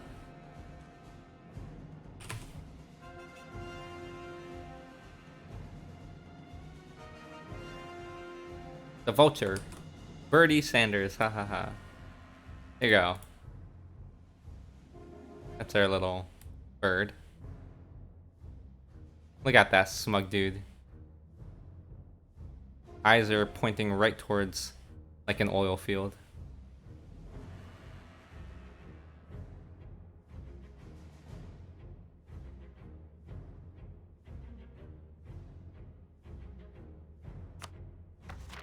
Did not know that. Red-tailed hawk cry.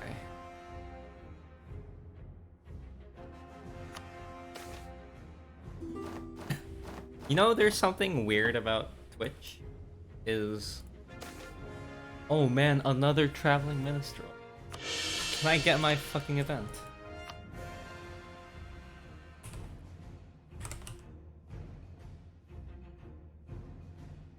Yeah, the weird thing about saying jokes on Twitch is there's a bit of a delay, like 10-second delay or something, 5 to 10 seconds delay. So if you ever like crack a joke or something, IRL, I think it's kind of natural that you sort of like scout around for any positive responses, like, oh, did this guy laugh? Did she laugh? Blah blah blah.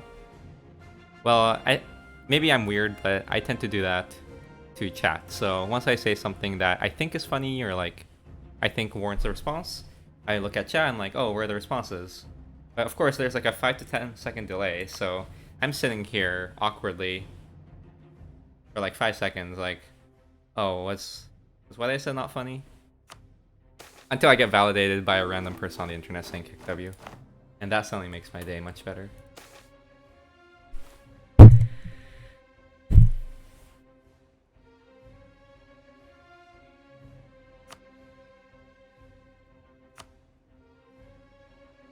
I'll validate your bad jokes. How about this? How about this? Everyone just spam Kek W. So anytime you say it, anytime I say a joke, there would be a Kek W from like 5 seconds ago that I can reference. Thank you, everyone.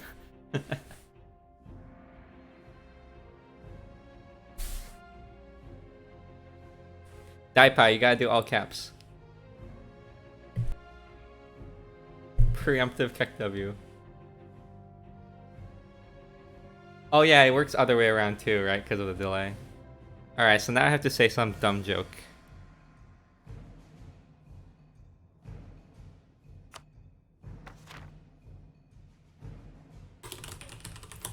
Why is 6 afraid of 7? Because 7, 8, 9. Any Kek W's? Nice.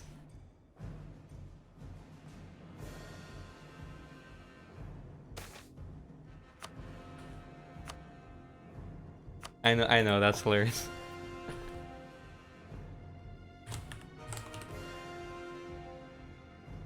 I retract my Kek W. Oops. I'm sorry.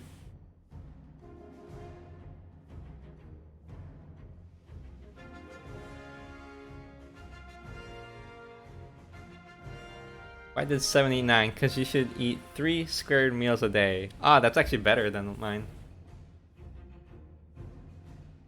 Here, have my Kek W.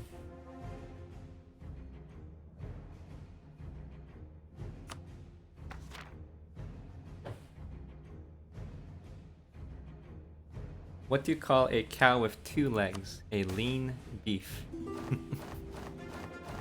Yeah, now's the time to get all your shitty jokes out of your system. By the way, have people been keeping track of the number? 40, alright, thank you. So 10 left to go. 41 all the way to 50.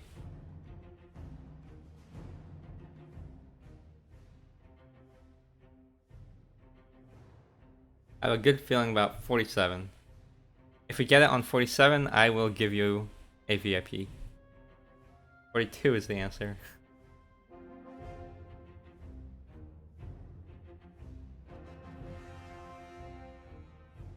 What's happening? A very active Twitch chat for me. Internet validation, yep. T-Dog, is it your birthday? Well, happy birthday to you. Everyone, congratulate T-Dog.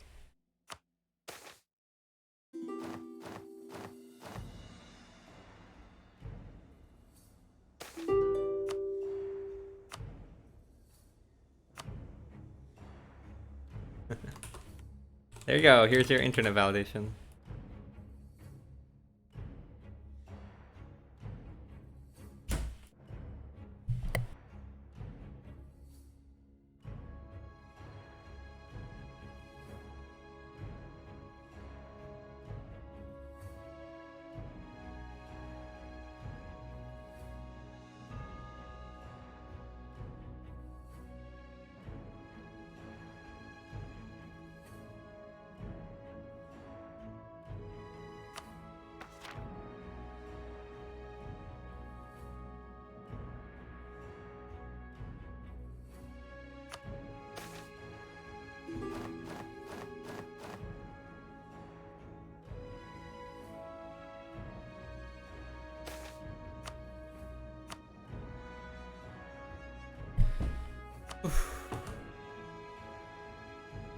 Happy birthday.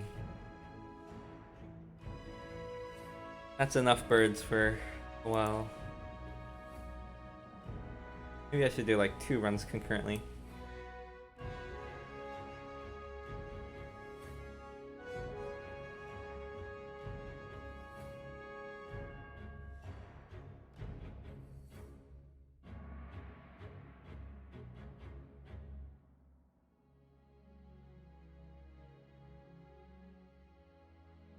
$8.63. I believe I checked and it was indeed valid. $8.65.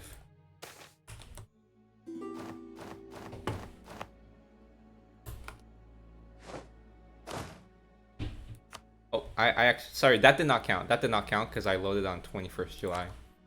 I did not even roll for it, so that one did not count.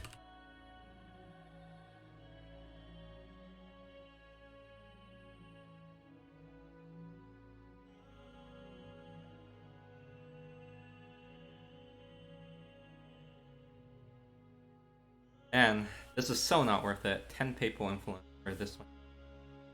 My favorite bird. I think my favorite bird is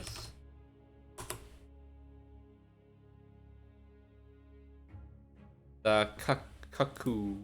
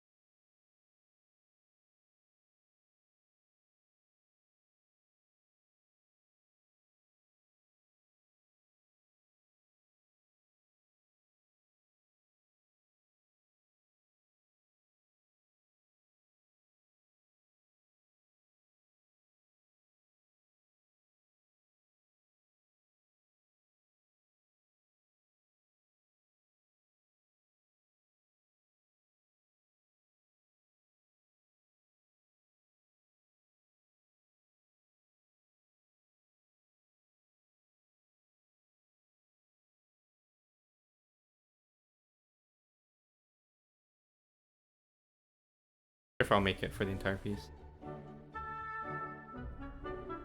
Alright, don't you dare turn down your sound. You're a real Chad. Keep your sound up. And get really loud.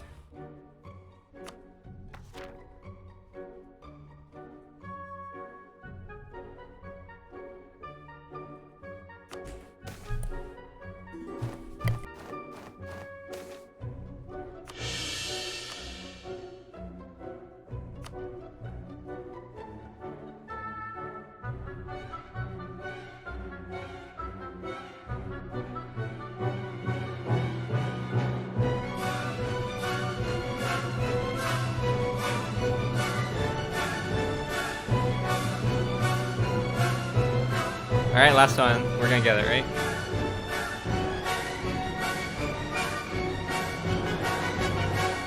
Oh, that's a bird, by the way. Fun stuff.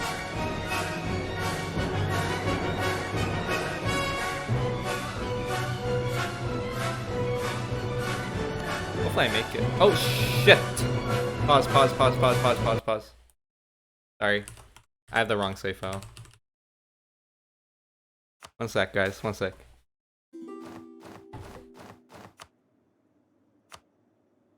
I want to time with the music.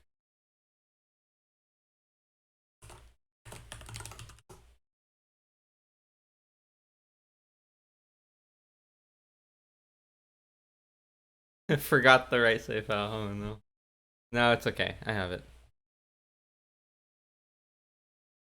Oh no, I just forgot to copy paste. Is my bad. Yeah, I'm sorry. Here, let's pretend nothing happened, alright? Let me resume.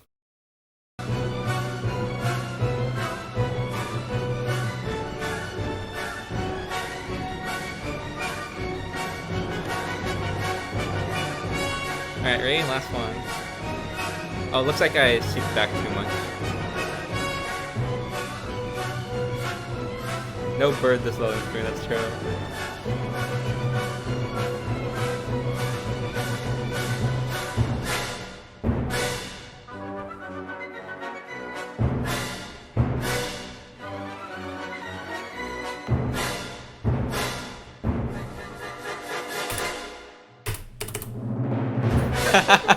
Not even a single event.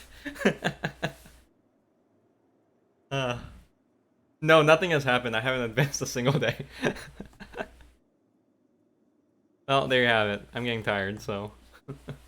Well, I don't know. Maybe I'll keep birding.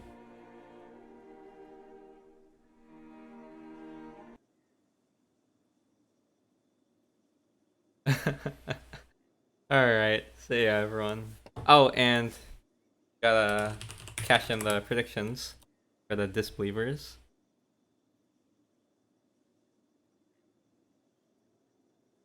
There you go, congratulations for cashing in. Scribble game. You want me to do a scribble game? Okay, but people are going to sleep. How about this? I'll do a little poll.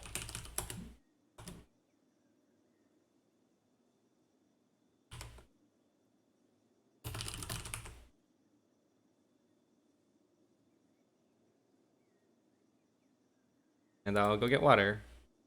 Okay, if I have what, more than how many people playing? 11, 12 people playing? I'll go for it, okay? Vote if you're gonna play.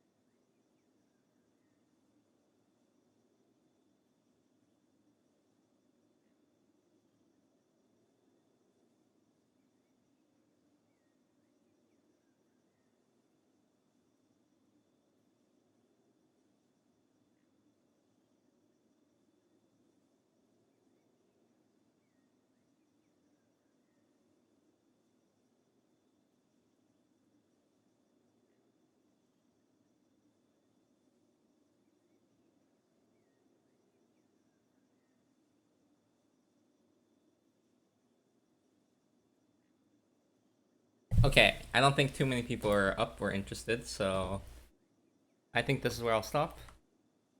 But I may or may not resume in like a couple hours. I'm not as tired. But good night to everyone. Thanks for joining in the gambling. Unfortunately, we got absolutely nothing done in 3 hours and 48 minutes. But we learned some bird facts and national birds. And that itself is progress. Oh, sorry, Dondi. Well, I hope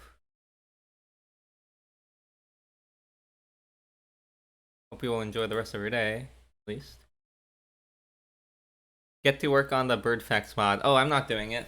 But if anyone does a bird facts mod that's achievement compatible, I would do it. Basically, fill the loading screen with bird facts. Which VOD was the start of this run? Give me a sec. I will unlist the first. How about this? Palm FPL, if you don't mind, could you like ask me on Discord? And I will unlist the videos for you and put it. I assume they're no longer on Twitch because they expire after 2 weeks.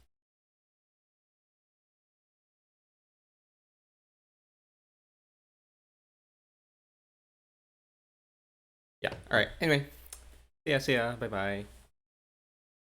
I'm not even sure if I should upload this to YouTube. Technically, I should just to show all the failures I've done, but